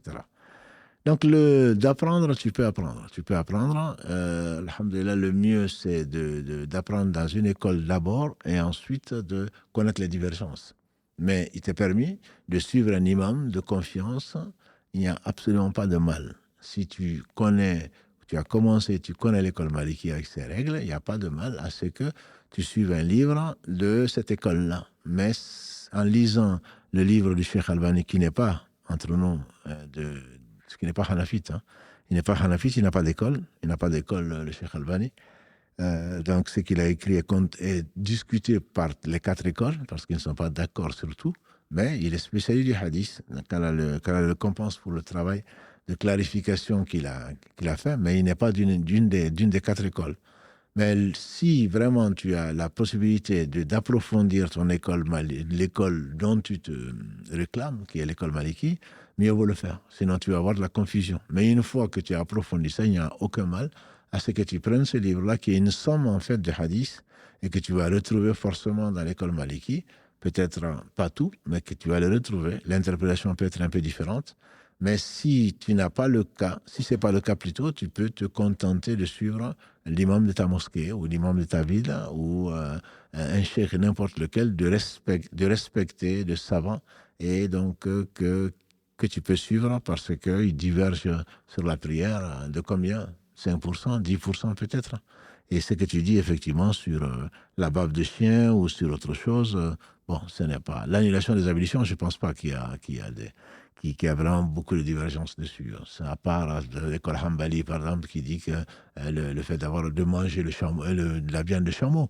Mais bon, ce n'est pas... Où que tu sois, ce n'est pas sur ça que tes ablutions vont être annulées. Et quant au pilier de la prière, ils sont d'accord sur 90%, voire plus. Donc, je ne pense pas vraiment que tu risques grand-chose, mais effectivement, ne sois pas ton propre imam, ton propre savant, et je prends de là, je prends de là-bas, je prends de là-bas. Non. Ça c'est tout mélangé, et tu risques de te perdre, effectivement, parce que tu ne sais pas les bases sur lesquelles les savants ont déduit des règles. Mais ça ne veut pas dire que les règles de l'école Maliki sont meilleures que celles de l'école Hanafi ou d'autres choses. Simplement, ils ont tous des arguments, ils se basent tous sur le Coran et la Sunna, comme on l'a vu avec Si Mohammed, et simplement, c'est la priorité ou la compréhension de certains hadiths qui ont différé. Et donc, si tu as un livre sur l'école Maliki, alhamdulillah, tu peux continuer, ce serait mieux pour toi, ne serait-ce que pour ton cœur. Mais si tu ne l'as pas, mais si tu as des questions surtout, tu peux les poser à n'importe lequel des imams de confiance. Allah te donne la confiance et peut-être également leur réponse, parce qu'ils se basent sur le Coran et la Sunna. Tu peux te baser dessus en prenant les fatwas qu'ils donnent, parce que c'est des gens normalement qui craignent le plus Allah subhanahu wa ta'ala. Donc il n'y a pas de mal à prendre l'avis de savants connus, mais si tu veux te faire une école, tu ne peux pas mélanger les écoles, entre guillemets. Tu peux suivre les savants de confiance, mais pas mélanger les écoles. Alors, salam alaikum. Wa alaykoum assalam wa rahmatullahi wa barakatuh, Cheikh. Comment allez-vous? Allah yabarfik, alhamdulillah. On remercie Allah. Alhamdulillah wa shukrillah. Cheikh, tout d'abord, je vais faire comme tout le monde. Je vous souhaite le meilleur, Inch'Allah, pour vous et toute l'équipe, ainsi qu'à nous-mêmes. Le fait de son jugement, son châtiment de la tombe, Inch'Allah, bismillah. Et je voulais vous demander, vous demander votre avis, ou sinon plus vos sciences. J'ai une interrogation par rapport à un mariage qui s'est fait via WhatsApp avec un cheikh, les parents de la fille plus son frère et elle-même, et le garçon plus un de ses amis. Et du coup, le mariage c'était comme ça. Cependant, la famille de l'homme n'est pas au courant. Donc pour moi, je dois pas donner mon avis, c'est pour ça que je vous pose la question. Mais si je me suis corrigée, vous avez vu. Mais si la famille de l'homme n'est pas au courant, je trouve ça bizarre quand même.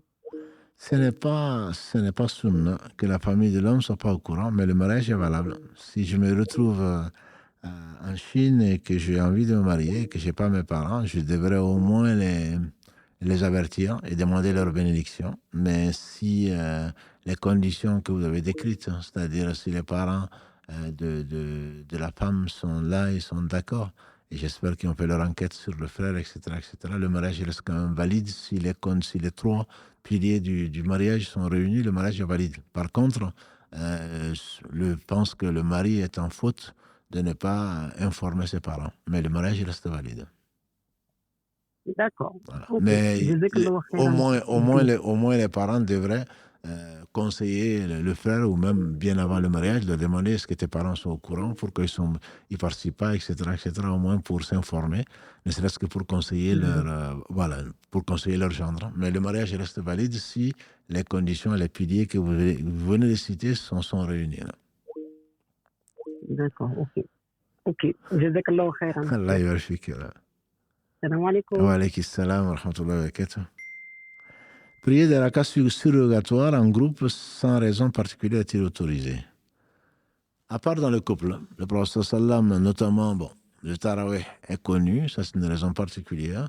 En dehors de ça, se lever et réveiller son épouse ou réveiller son mari, son époux pour prier, ça c'est possible. Mais se réunir pour prier en groupe, ceci n'est pas légiféré.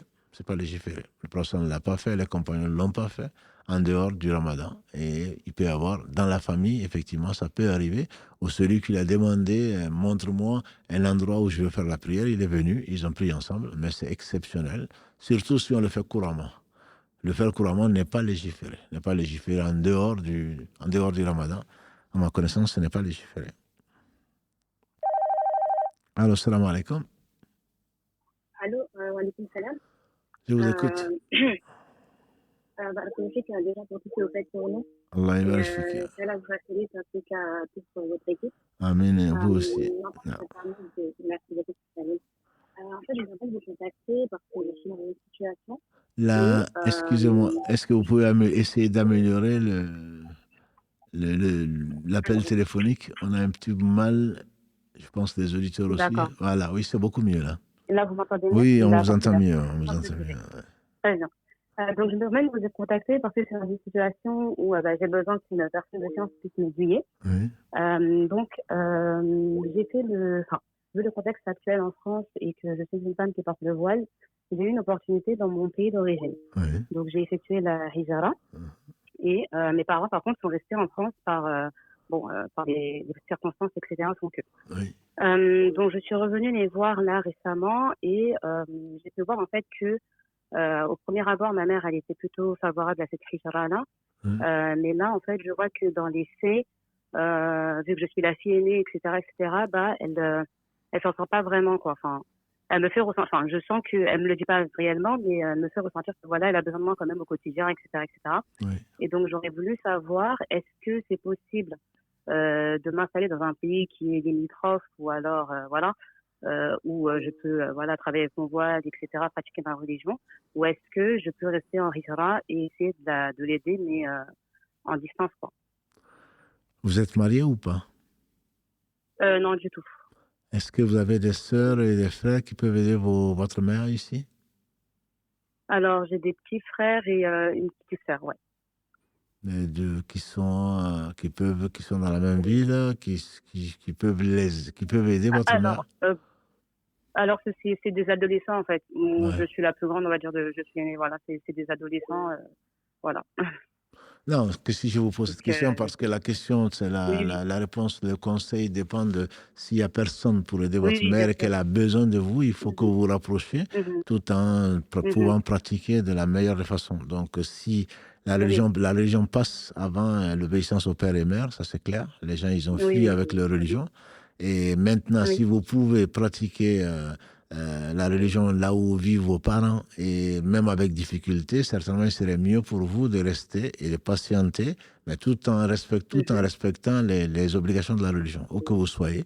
Si ce n'est pas possible pour vous, il vous faut effectivement trouver le moyen de compenser d'une façon ou d'une autre, soit effectivement dans un pays voisin ou un endroit voisin où vous pouvez mieux pratiquer votre religion, et tout en essayant d'abord de vous marier d'abord, on vous souhaite le meilleur, voilà, et ensuite donc vous faire accompagner, de vous faire aider par un époux pieux et qui vous donnera de bons conseils, et également qui vous accompagnera tant que vous en aurez besoin, et tant que vos parents seront en vie, ils seront en besoin de votre aide. Voilà, c'est ce que je vous conseillerais. Très bien, merci beaucoup. Barakallahu fik. Merci.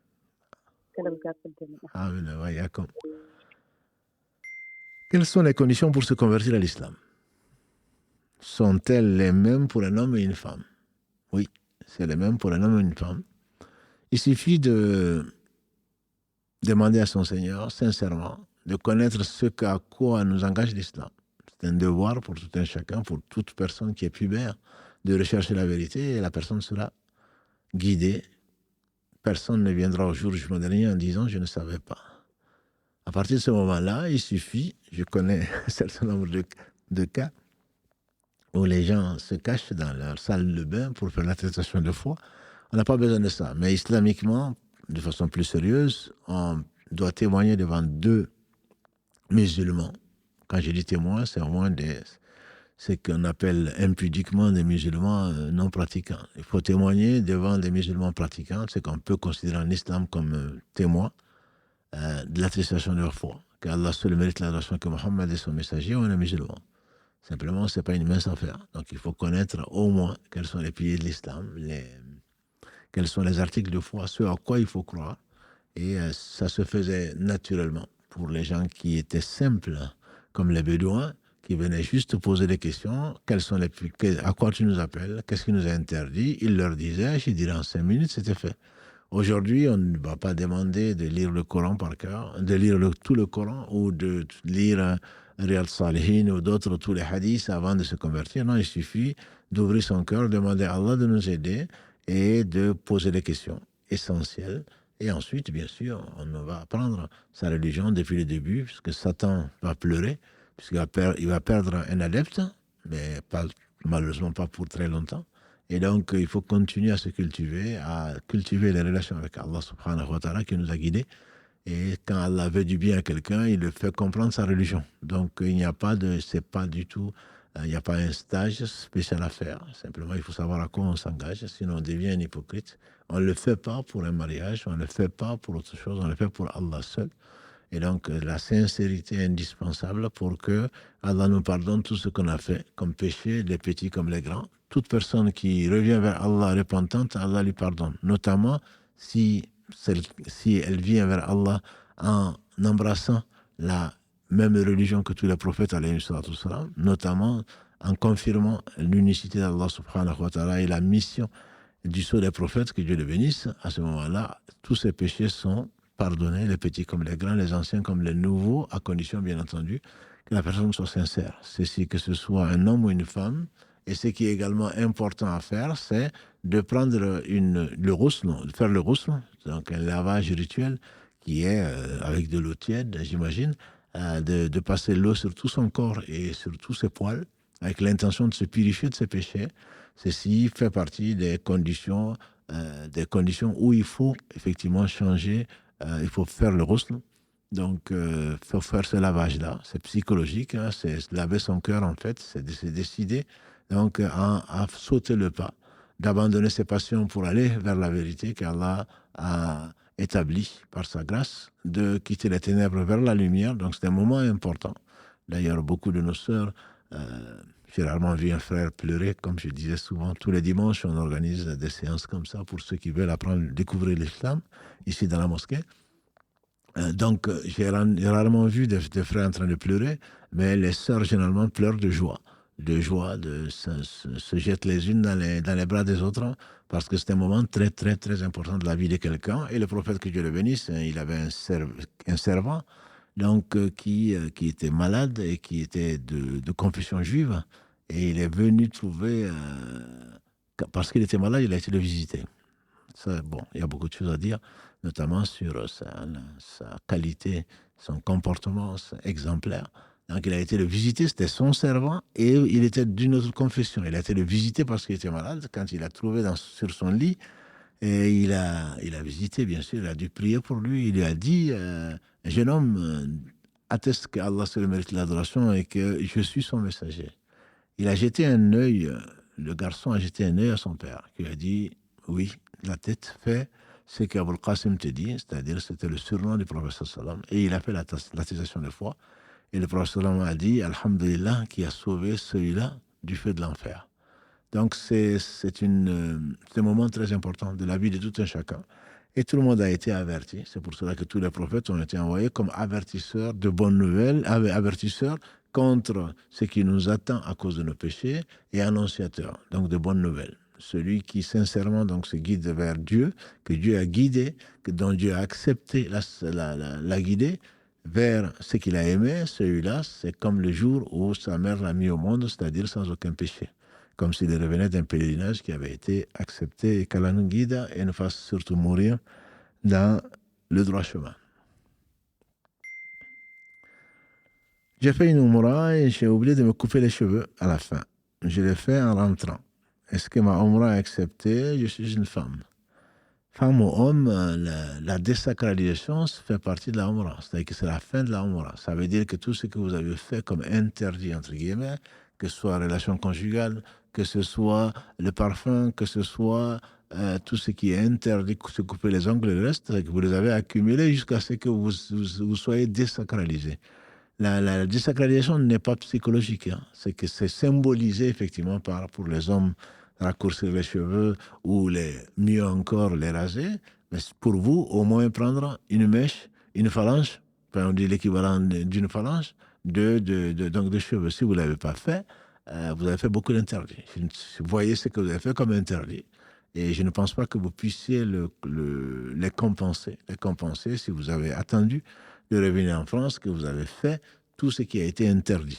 Donc, prions Allah subhanahu wa ta'ala de vous accorder la récompense de ce pourquoi vous avez été, mais votre Umrah n'est pas valide tant que vous ne l'avez pas fait, tant que vous avez tardé, pas tardé, tant que vous avez fait le contraire de ce qui est demandé dans la Umrah. Maintenant, on peut discuter combien de temps ça a duré, qu'est-ce que vous avez fait exactement comme acte, mais il y a un gros point d'interrogation sur votre Umrah. Et qu'Allah vous récompense pour la bonne intention et vous pardonne pour votre ignorance.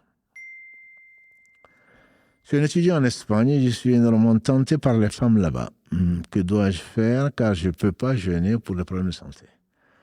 Alors, effectivement, le prophète sallam a dit « Ma'ashar al-shabab, les jeunes, celui d'entre vous qui peut se marier, qui se marie. » Donc, moi, c'est ce que je vais te conseiller. On n'a pas besoin pour se marier d'avoir des millions. Donc, si tu peux trouver une femme pieuse, qu'Allah te l'accorde, et donc il faudrait que tu te maries. Si tu es attiré par les femmes, alhamdoulilah, c'est naturel et c'est normal. Donc, il faut que tu te maries. Ne cherche pas à finir tes études ou à être millionnaire pour te marier. Pour toi, ça devient une obligation. On sait que quelqu'un qui est attiré naturellement par le sexe opposé doit se marier, c'est une obligation. Mais pour quelqu'un qui peut résister, ce n'est apparemment pas ton cas, ça devient une sunna, ça devient conseillé de le faire. Et donc toi, dans ton cas, c'est une obligation. Surtout si tu ne peux pas jeûner. Si tu ne peux pas te marier, on te dit de jeûner. Si tu ne peux pas, au moins, il faut éviter les réseaux sociaux, en tout cas, tout ce qui peut attirer. Il faut éviter tout ce qui peut attirer donc le réveil de ton instinct sexuel, etc. Donc, il faut que tu baisses les yeux, il faudrait que tu fasses beaucoup de dhikr pour éloigner Shaitan, et le mieux pour toi, c'est certainement de te marier et qu'Allah te facilite le bien. Est-ce que le fait de ne pas ressentir d'amour pour son mari est une épreuve? Bien sûr, c'est une épreuve. On a toujours dit que tout est épreuve, que ce soit la richesse, que ce soit la pauvreté, la beauté, la laideur, que ce soit l'amour ou la haine, tout est épreuve. Grâce à Allah subhanahu wa ta'ala. C'est Allah qui a tout créé. C'est Allah qui a tout créé. Wallahu khalaqakum wa ma ta'malun. 37, verset 96. C'est Allah qui vous a créé ainsi que ce que vous faites. Donc, que tu ne ressens pas de l'amour pour ton mari, c'est une épreuve. C'est une épreuve parce que c'est quelque chose qui va certainement avoir des conséquences. Donc, parce que c'est un compagnon de vie. Alors, il faudrait peut-être analyser pourquoi, si tu t'es marié, si cet amour, pourquoi ça a disparu et comment. Et parmi les causes de disparition de l'amour, c'est la sorcellerie. Donc, il faudrait éventuellement faire la ruqya, au moins écouter le Coran, voir comment tu te sens, beaucoup prier et essayer de revenir à ça. Après, bon, si tu peux supporter à cause des enfants ou à cause d'autre chose, ce serait mieux pour toi. Mais bien entendu que quand tu n'aimes pas, c'est possible de demander ta liberté, comme ceci est arrivé donc, du temps du compagnon du prophète sallallahu alayhi wa sallam, une femme qui est venue lui demander « Je reproche rien à un tel, simplement, en le comparant aux autres, je ne peux plus, je crains de lui désobéir, je ne l'aime plus. » Ou l'équivalent. Il a dit « Est-ce que tu lui rends son jardin ?» Elle a dit « Oui. » Il a demandé donc Thabit ou Qais de lui rendre sa liberté, c'est ce qu'elle a fait, ce qu'on appelle le kholo. Donc si tu ne peux plus supporter, bien entendu, tu vas demander le divorce et je conseillerais à ton mari, malgré son amour et malgré ce qu'il craint de subir comme gêne ou comme perte, de t'accorder la liberté demandée. Alors, salam alaikum. Wa alaykoum salam wa rahmatullah. Je t'écoute. Vous m'entendez? Oui, très bien. Barakallahu fik pour tout ce que vous faites. Barakallahu fikoum à toute l'équipe. Allah yalfik, mon frère. Alors, en fait, je vous ai appelé pour savoir une chose. Oui. Est-ce qu'il y a des conséquences pour un défunt si la répartition de l'héritage est retardée? À ma connaissance, non. À ma connaissance, non, sauf s'il craignait que soit retardé, il doit au moins conseiller les gens. Conseiller les futurs héritiers et donc les conseiller j'aimerais bien que... Ce n'est pas comme les dettes. Sauf si les dettes, si tu veux, il a laissé des dettes. S'il n'a pas laissé des dettes, ce sont les vivants. Une fois que c'est passé, ses héritiers, il n'est plus responsable de la répartition, de l'inégalité, de l'injustice qui a suivi ou du fait que ce soit retardé. Mais il est fortement conseillé de se précipiter à partager l'héritage, dans la mesure où plus ça dure, plus il y a des conséquences, même sur les relations, et puis surtout avec le bien matériel. Malheureusement, même les liens de parenté se distendent et il peut y avoir de l'animosité, de la haine. À ma connaissance, il n'y a pas de conséquences sur le défunt. Qu'Allah lui fasse miséricorde, il n'y a pas de conséquences. Amen. D'accord. Barakallah fik. Merci beaucoup. Allah yafik. Alaikum. Alayka salam wa rahmatullahi wa barakatuh. Alors, le tawakkul permet de nous faciliter dans nos épreuves. Mais comment se l'appliquer quand notre cœur veut une issue bien précise? Bien entendu, c'est ce que je disais et que certains n'ont pas compris quand je dis... on dit que les Sénégalais croient tous en Dieu et que, mais ils ne font pas confiance. Bien entendu, je ne parlais pas de Sénégalais, je suis très proche d'eux et ce n'est pas de ça que je ne vais jamais me moquer. Qu'Allah me préserve de mes frères et même de non-musulmans, encore moins de mes frères. Donc non, pas du tout. C'est parce qu'effectivement, la Shaitan te dit oui, mais c'est vrai, oui, mais il y a toujours oui, mais quand même, mieux vaut garder ceci. C'est parce que, effectivement, ton degré de confiance n'est pas arrivé à ce que le prophète sallam a décrit dans le hadith rapporté par Omar ibn Khattab qu'à la Grèce, si vous étiez vraiment, vous vous remettiez vraiment à Allah comme il se doit, vous serez comme ces oiseaux qui quittent le matin le ventre vide et qui reviennent dans leur nid le soir le ventre plein. En effet, c'est le tawakkul, la remise en confiance en Allah, c'est le point le plus élevé, disent certains savants dans Ibn Qayyim, c'est le point le plus élevé de la foi. Prendre les moyens, sinon ce serait vraiment une mauvaise, c'était l'ignorance. Allah a créé les moyens, les causes pour les utiliser. Prendre les moyens, mais tout en ne comptant pas sur les moyens. Donc le fait que tu investisses ou que tu gardes de l'argent pour le mariage ou pour ceci ou pour cela, c'est normal. Mais ce n'est pas parce que tu as eu un brigandage ou tu l'as perdu que ça y est, tu ne sais plus, tu n'arrives plus à dormir. On a demandé à l'imam Ahmad qu'Allah fasse miséricorde, est-ce que un riche peut, quelqu'un qui a 200 000 dirhams ou dinars à l'époque, est-ce qu'il peut quand même être zahid, c'est-à-dire que quelqu'un peut être un ascète? Il a dit oui. Si le fait qu'il les perde, pour lui, c'est comme s'il les avait gagnés. C'est comme s'il les avait. Voilà. Donc ça, c'est le cœur. C'est le cœur qu'il faut travailler, qui doit savoir que rien n'arrive sur la terre ni dans les cieux si ce n'est pas la permission d'Allah. Encore une fois, on revient à la hawla wa la quwwata illa billah. Rien.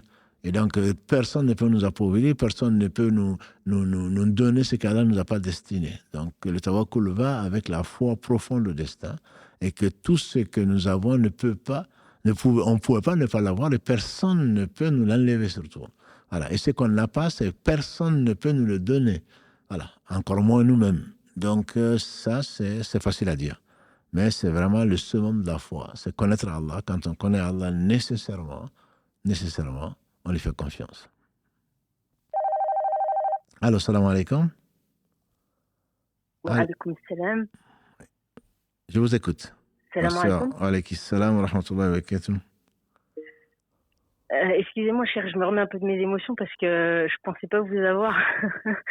Et du coup, j'ai le cœur qui est un peu, qui bat un peu à la chamade, donc j'ai essayé de reprendre mes esprits. Déjà, salam alaikum à tout le monde, j'espère que vous allez bien. Merci pour le temps que vous nous accordez et de la patience que vous nous transmettez. Avec plaisir. Moi, ma question, ça concernait la salat. Oui. Je voulais savoir, pour pas être ni dans le laxisme ni dans l'extrémisme, oui. Quel point du coup de départ je pourrais prendre pour le rattrapage des prières que j'ai manquées par le passé, sachant que j'ai acquis de la science, alhamdoulilah, aujourd'hui que je n'avais pas auparavant, pour pouvoir justement accomplir les actes obligatoires, notamment la prière. Et j'ai vu récemment sur des articles et certaines sources fiables que certains savants conseillaient de rattraper 2 prières, je crois, par jour, sur celles qu'on a pu manquer par le passé. Mais moi, c'est surtout vis-à-vis du fait que je n'avais pas assez de connaissances sur le dîn. Savoir dans ce cas de figure, du coup, comment ça se passait. Alors, je ne sais pas si c'était assez clair. Non, c'est très clair. Et ton cas n'est pas un cas isolé. On remercie Allah qu'il est revenu vers toi pour que tu reviennes vers lui. Et alhamdulillah, de toute façon, c'est une faute avouée est à moitié pardonnée, dit le proverbe. Allah subhanahu wa ta'ala, quand on le reconnaît, on revient vers lui. Allah est plus content, disait le prophète sallam, du retour de son serviteur vers lui, égaré, plus que quelqu'un qui a tout perdu dans le désert. On connaît bien le hadith. Et Allah est bien plus miséricordieux qu'on ne le pense. Donc, par rapport à cette situation, que comme je dis, qui n'est pas unique, il y a 3 avis. Le premier avis, c'est que tu n'as rien à reprendre. Tu n'as rien à prier, puisque quand tu ne priais pas, tu n'étais pas musulman. Ça, c'est l'avis des savants Hanbali. Parce que le prophète sallam a dit, entre l'homme et la mécréance, c'est l'abandon de la prière. Donc, tout ce que tu as fait, tu ne peux pas rattraper en disant, quand je n'étais pas musulman. Donc, ça, c'est l'avis. C'est un avis minoritaire, mais c'est un avis qui existe. Donc, je le dis parce que nos auditeurs nous écoutent. Il ne faudrait pas qu'ils se basent sur un seul avis. Souvent, on entend, moi, je suis de l'avis que non, il y a des avis. L'avis majoritaire, c'est effectivement ce que tu dis, c'est-à-dire que c'est rattraper toutes les prières. On ne sait pas si Allah va les accepter ou pas, mais il faut les rattraper toutes. Et ceci est assez difficile à pratiquer quand on est revenu vers Dieu à 50 ans, 60 ans, 70 ans, mais ça va être difficile.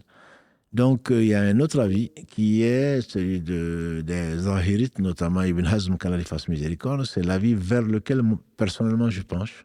C'est qu'une prière qui n'est pas faite à l'heure n'est pas rattrapable. On la doit peut-être par dette, mais Allah dit « Inna salata kanat al-mu'minina kitaban mawquta » verset 103 de la sourate les femmes, la sourate 4. La prière est pour les croyants une obligation à des moments bien déterminés. Et Ibn Hazm dit notamment, ne vois-tu pas que la femme indisposée ne prie pas et ne jeûne pas? Allah lui demande de rendre le jeûne et pas de rendre la prière. Voilà, donc ils ont des arguments. Chacun a des arguments, bien sûr. Moi, ce que je conseille, c'est vraiment que tu reviennes et remercies Allah de ton cœur, que tu le remercies comme on ne saurait jamais le remercier.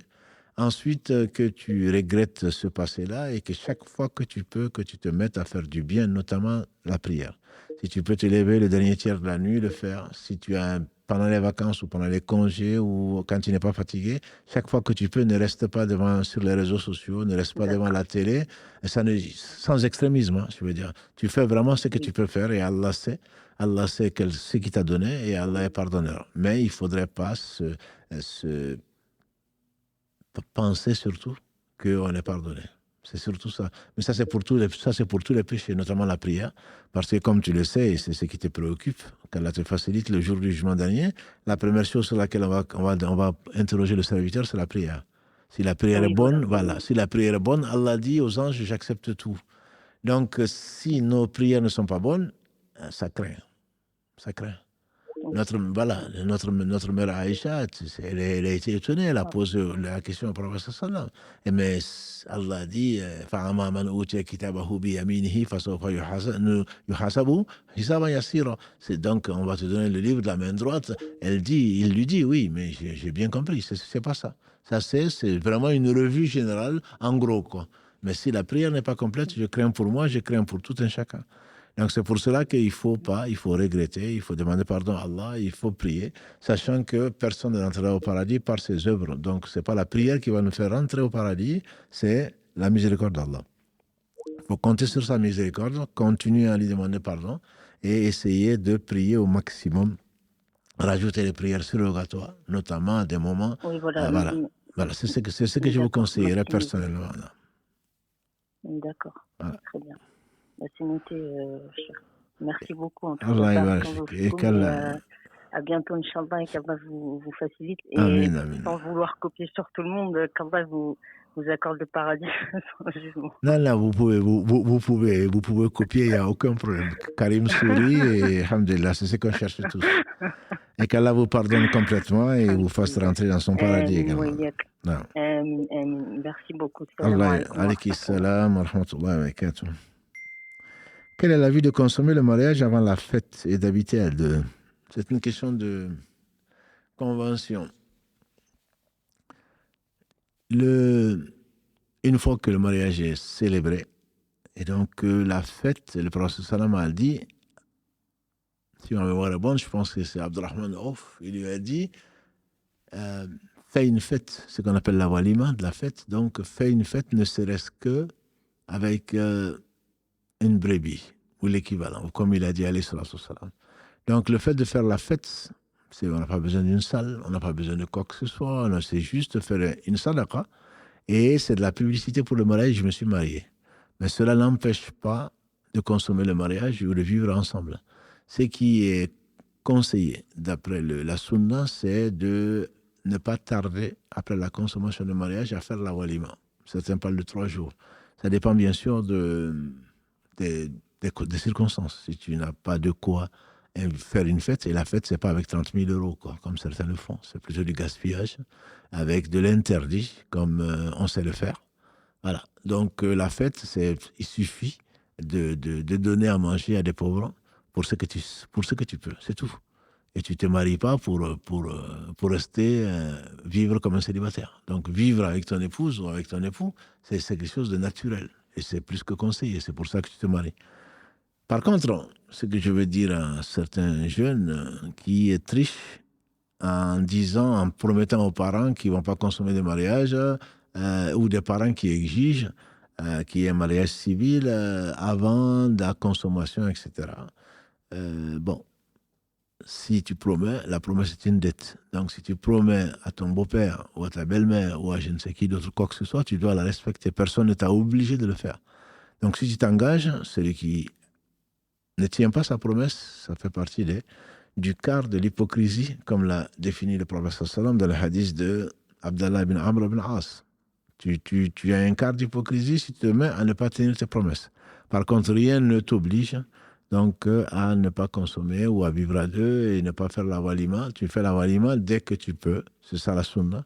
Mais ce n'est pas parce que tu n'as pas fait la walima que ton mariage n'est pas valable, ou c'est pas parce que non plus, puisqu'on y est, que la dot n'a pas été donnée, que ton mariage n'est pas valable. La dot peut être donnée avant, pendant ou après. Voilà, donc là, je reçois souvent des questions. Oui, mais il n'a pas payé la dot. Est-ce que mon mariage est encore valide? Mais bien sûr qu'il est valide. On est séparés depuis combien de temps? Ou on n'a pas consommé le mariage depuis 3 mois du mariage? Non, personne, ça n'existe nulle part, sauf dans des coutumes peut-être, ou chez des ignorants, ça n'existe pas. Il n'y a pas de délai de péremption, si on peut l'appeler ainsi. Il n'y a pas de délai de péremption. Vous êtes marié. Tant que vous n'êtes pas divorcé, vous êtes marié. Ce n'est pas parce que tu n'as pas fait la walima que ton mariage n'est pas valable. Ce n'est pas parce que tu n'avais pas consommé dans les 3 mois ou dans les 6 mois que le mariage n'est pas valable. Tout ceci, ce sont des choses, je ne sais même pas comment l'homme va chercher des histoires là où il n'y en a pas, quoi. Allah a simplifié les choses et nous sommes là en train de compliquer. En train de les compliquer qu'Allah nous facilite. Allô, salam alaikum. Oui, salam alaikum. Wa alaikum salam wa rahmatullah. J'ai une question. Oui. Je suis marié avec ma femme religieusement il y a un peu moins de 4 ans. Oui. Sauf qu'on avait déjà consommé le mariage et au moment ce qu'on appelle l'ahlal, elle était enceinte. Aujourd'hui, on a 2 enfants. Pour nous, on est mariés, mais on voulait savoir est-ce que le mariage était valide. La question, c'est de savoir si le mariage est valide ou pas. Oui. Alors, si tu poses la question, c'est une chance pour toi et pour les auditeurs de se poser la question. Et je sais qu'il y a pas mal de questions qui se posent autour de ça. C'est-à-dire qu'il y a 3 avis. Là aussi, il y a 3 avis. Il y a 3 avis, c'est pas pour te consoler. Il y a un avis qui dit que le mariage est valable parce que celle avec qui tu as forniqué, excuse-moi du terme, celle avec qui tu as consommé avant le mariage, c'est celle avec qui tu t'es marié. Donc le mariage est valide, ça c'est l'avis des Hanafites. Mais ce n'est pas l'avis le plus fort. Donc l'avis le plus fort, c'est que ton mariage n'est pas valide. Mais tes enfants sont tes enfants légitimes si effectivement tu te considérais comme marié. Voilà. Tu t'es trompé ou tu ne savais pas qu'il fallait t'abstenir avant le mariage religieux de relations conjugales et tu l'as fait, ou que la femme était enceinte, tu le savais ou tu ne le savais pas, vous avez quand même fait le mariage. Le mariage n'est pas valide pour l'avis majoritaire de savants. Le mariage n'est pas valide, il faut le refaire. S'il y a eu des enfants, alhamdoulilah, voilà. S'il y a eu des enfants, la plupart des savants disent, contemporains comme anciens, que ce qui a été fait est fait, et donc ce ne sont pas des enfants hors mariage. Voilà. Sauf si tu l'avais fait exprès et que tu as vécu avec une personne, ou elle a vécu avec une personne, ils étaient dans le haram, et donc ces enfants sont des enfants hors mariage, et tant qu'ils ne se sont pas mariés officiellement, religieusement. Donc, dans ton cas, j'imagine que tu ne savais pas, j'imagine, que tu ne savais pas qu'il fallait ça. Parce que si tu savais, ton mariage est invalide de toute façon. Ton mariage est invalide. D'accord, parce qu'elle est tombée enceinte après qu'on ait prévu le mariage. Oui, mais après que vous avez prévu le mariage, vous n'étiez pas marié. Vous n'étiez pas marié. Non, non. Voilà. Si vous n'étiez pas marié, ça veut dire que le mariage n'est pas valide, puisque avant de faire le mariage, tu savais qu'elle était enceinte. Oui, voilà. Au moment du mariage, oui. Donc, si tu savais qu'elle était enceinte au moment du mariage, est-ce que tu savais que le mariage n'était pas valide sur la grossesse? À ce moment-là, non, on ne le savait pas, non. C'est ce que j'espère d'ailleurs. Parce que si à ce moment, vous ne le saviez pas, le mariage reste quand même invalide pour la majorité des savants, mais les enfants restent légitimes parce que tu l'as considéré comme ton épouse. D'accord. Maintenant, il faut refaire le mariage, même si c'est 10 enfants, là, vous n'en avez que 2. Et l'avis le plus pertinent, c'est d'attendre au moins qu'elle ait... Il faut refaire le mariage avec... en attendant, l'avis le plus pertinent, c'est qu'au moins qu'elle ait un écoulement de sang. C'est-à-dire que soit elle est enceinte, elle accouche, soit tu attends qu'elle ait ses menstrues. Et ensuite, vous refaites le mariage avec les conditions que tu dois connaître. D'accord. Okay, voilà. Le troisième avis, c'est le même, sauf chez les Malikis, il faut attendre 3 mois de séparation. Pour que le mariage soit valide, il faut trois règles, entre guillemets, trois menstrues. Mais ça, c'est l'avis des Malikis. Mais ce qui est certain, c'est qu'il te faut que tu refasses le mariage, que vous refassiez plutôt le mariage, et que tu attendes au moins l'écoulement du sang pour séparer ce qui est halal et ce qui est haram. Ça ne doit pas être très pratique. Surtout, je ne sais pas comment tu vas te présenter devant la belle famille en leur avouant qu'il y a eu des contacts, plus que des contacts, etc. etc. Voilà. Maintenant, juste une précision. J'ai oublié une précision, c'est que l'enfant, le premier enfant, ou le premier enfant, si tu pensais que que les enfants, vous étiez mariés, bon, ces enfants restent vos enfants, c'est ce que j'ai dit au début. Mais si vous le saviez, le mariage sur la grossesse n'est pas valide. S'il y a eu consommation avant le mariage, il n'y a pas eu écoulement de sang, le mariage n'est pas valide. Sur la grossesse, il n'est pas valide. Ça, c'est l'avis vraiment le plus pertinent des savants et sûrement l'avis majoritaire. D'accord, ok, très bien. Voilà. Merci beaucoup. Allah yarfik. Alayka salam wa rahmatullah. Comment gérer le sentiment amoureux avant le mariage? Voilà une question qu'on pose à un vieux. Le sentiment amoureux, par définition, est difficile à gérer. Difficile à gérer parce que c'est un sentiment qui est dominant et parce que Satan aime bien cela pour continuer à manifester quelque chose qui te dépasse, mais il n'y a que la piété qui arrive. Tu sais qu'Allah sait ce qui est dans ton cœur et encore plus ce qui est évident et qui apparaît au travers de tes actes. Donc il faut patienter. Il faut faire beaucoup de dhikr, il faut rester dans le domaine du permis et ne pas tomber dans l'interdit. Voilà. Donc, ceci est vraiment le grand problème. Pas que des jeunes. Quand on est amoureux, à ce moment-là, on a très peu de maîtrise sur ce que l'on fait. Et là, ça devient une grosse épreuve. Mais néanmoins, si Allah le permet, si Allah a créé l'amour, si Allah a interdit un certain nombre de choses, c'est pour notre bien. Donc, il faut veiller à tout faire pour s'éloigner de ce qui peut être interdit. Donc, il faut savoir ce qui est interdit, ce qui est permis. Et généralement, on suit nos passions. Et ça, il n'y a que la piété, avec l'aide d'Allah subhanahu wa ta'ala, qui nous permet donc d'échapper à quelques pièges de Satan. Quand on le sait, le mieux, c'est de s'éloigner vraiment. C'est de s'éloigner de l'interdit et d'éviter même les choses qui sont douteuses, parce que très souvent, on risque de tomber dans les choses douteuses, en particulier dans le domaine donc, de l'amour. Allô, salam alaikum. Allô. Oui. Alaikum salam. Bonsoir. Salam alaikum. Alaikum salam. Je vous écoute. Vous m'entendez ou pas? Alhamdoulilah, on vous attend. Oui, on vous attend. Alhamdoulilah. Je vous appelle depuis Nantes. Je voulais savoir une question. Je me questionnais sur un truc qui était fréquent un peu. Oui. L'endogamie communautaire. Oui. Et moi, je suis burkinabé. Oui. Et je suis africain, ouest-africain. Et ma petite amie, Anne Griff, elle vient des îles du Comore, Mayotte, tout et tout. Oui. Et ça se trouve que c'est un peu compliqué du côté de sa famille. Je voulais savoir si c'était interdit, s'il y avait des lignes du Coran qui disaient que voilà, c'était impossible, ou si c'était possible, c'était quoi. En fait, je suis perdu. Qu'est-ce qui est possible? Que tu vives avec elle? Non, tu ne trouveras pas de verset qui va te le permettre. Maintenant, si au Comores ou au Burkina ou ailleurs, c'est sûr que les gens, c'était peut-être historique, hein, c'était pour garder les richesses de la famille ou du clan, pour que ça ne sorte pas, pour que ça n'aille pas ailleurs. Mais il est évident que dans l'islam, c'est la piété qui compte. Et donc, vous n'êtes pas... Exactement, on n'a rien fait, on ne s'est jamais touché rien. Oui, rien. On a tout respecté. Moi, je ne veux pas savoir ce que vous avez fait, ce que vous n'avez pas fait. Je te dis simplement que ce n'est pas l'exogamie, ce n'est pas quelque chose qui est interdit dans l'islam. Je pense que c'est pour des raisons historiques. L'homme a toujours voulu garder le contrôle de ses biens, etc. Donc, en acceptant que tu épouses une Comorienne et les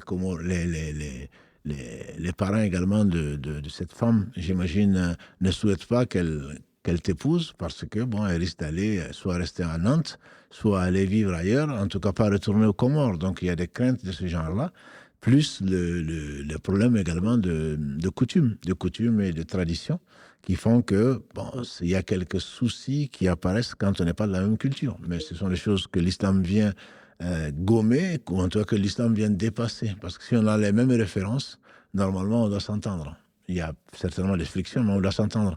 Donc, rien n'interdit que tu épouses une Comorienne, avec l'accord de ses parents, avec son accord, bien entendu, et l'accord de ses parents. Donc, rien ne l'interdit dans l'islam. Et tes parents n'ont pas, même s'il y a toutes les chances pour qu'ils te posent des soucis, n'ont pas à s'opposer à ton choix. Tes parents n'ont pas à s'opposer à ton choix.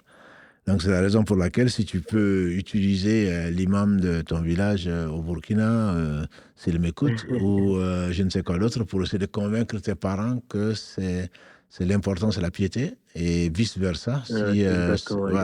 Si cette personne peut également utiliser ses relations avec les amis de sa famille, etc., pour essayer de les convaincre qu'elle est entre de bonnes mains, alhamdoulilah, parce qu'elle suit sa religion. C'est ça. Merci beaucoup. Avec plaisir. Allah yarfik. Barakallah. Allah yarfik. Merci. Alors, il y a une question qui ressemble à celle que tu viens de poser, le frère burkinabé vient de poser, c'est le fait de savoir si c'est le mariage forcé. J'essaye de trouver la question, elle a déjà été posée et ça fait quelques semaines qu'on n'a pas réussi à répondre à cette question-là par rapport au mariage forcé, c'est-à-dire qu'on donne, surtout quand on est en Europe, les parents ont prévu une fiancée ou une femme, parfois même depuis la naissance, mais ça c'est de moins en moins, on t'accorde une personne que tu ne connais pas et que tu n'aimes pas. On a toujours dit dans cette émission-là que le mariage forcé est interdit. Le mariage forcé est interdit, il est invalide même, il est invalide. Une femme est venue trouver le prophète sallam en se plaignant de cela, en disant que mon père m'a obligé à me marier. Le prophète sallam a dit divorce. Il dit non, je l'aime. Elle dit simplement c'est pour que les femmes sachent qu'elles ne sont pas obligées. Donc qu'elles ne soient pas les objets, qu'elles ne soient pas obligées d'accepter le choix de leurs parents. Donc il est évident que le lien de parenté est sacré dans l'islam, mais personne ne doit imposer à sa progéniture, et avec, bien entendu, comme vous le savez, da'wat al-shar, comme ils aiment bien le dire, l'invocation du mal.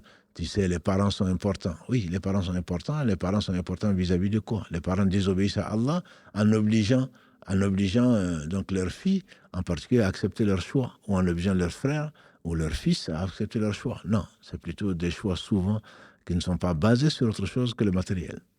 On ne veut pas, parce que j'ai une cousine, parce que j'ai ma sœur, parce que j'ai ceci, cela, qu'on veut garder dans la famille, ou voilà quelqu'un qui a réussi, entre guillemets, dans ce bas monde, et donc on veut surtout pas qu'il reste en Europe, ou autre chose, on veut le garder, l'attirer dans notre famille, et pour des raisons bassement matérielles, certainement pas pour Dieu. Parce que si c'était pour Dieu, on n'aurait certainement pas fait le contraire de ce que Dieu aime pour arriver à satisfaire donc nos passions. Donc le mariage forcé dans l'islam est interdit. Il est même invalide pour un certain nombre de savants. Donc que l'on le sache. Et là, on doit expliquer, on doit s'expliquer, on doit patienter, on doit discuter, mais on n'est pas du tout tenu islamiquement d'accepter le choix de nos parents quant au choix de la compagne ou du compagnon. qu'Allah nous guide et nous facilite. Allô, salam alaikum. Allô, salam alaikum. Alaykum salam wa rahmatullah. Vous allez bien, cher imam? Alhamdulillah, barakallahu fik. Quel plaisir de vous avoir, alhamdulillah. Allah yabarak fik. Qu'Allah vous récompense ainsi que Karim et toutes les personnes qui suivent le live. Amin, amin, amin, amin. Alhamdulillah, alhamdulillah. J'ai une question, moi. Oui. Alhamdulillah, Dieu m'a béni. J'ai un mari bon qui travaille matin, midi, soir, qui prend soin de moi et de mes enfants. Alhamdulillah. Je vais très bien, mes enfants vont très bien. Je travaille, alhamdulillah, j'ai pas à me plaindre. Je remercie Allah tous les jours. Alhamdulillah. Il y a 2 ans, j'ai perdu mon père et du coup, je pense que comme je dis, à travers cette épreuve, je me suis accrochée plus, on va dire, à la religion. Mm-hmm. Et il m'arrive souvent, des fois, j'ai tout le temps peur. J'ai tout le temps peur, c'est-à-dire, déjà, ce que je fais, je suis pas satisfaite de ce que je fais. Mm-hmm. Et des fois, quand je fais mes prières, à chaque fois, je demande à Allah, prive-moi de tout sauf de ma foi. Je ne veux pas perdre le peu que je fais. Est-ce que c'est mal? Non, c'est le contraire.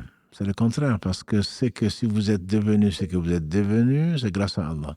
Donc vous devez effectivement avoir peur et toujours peur. Il n'y a pas d'acquis dans l'islam.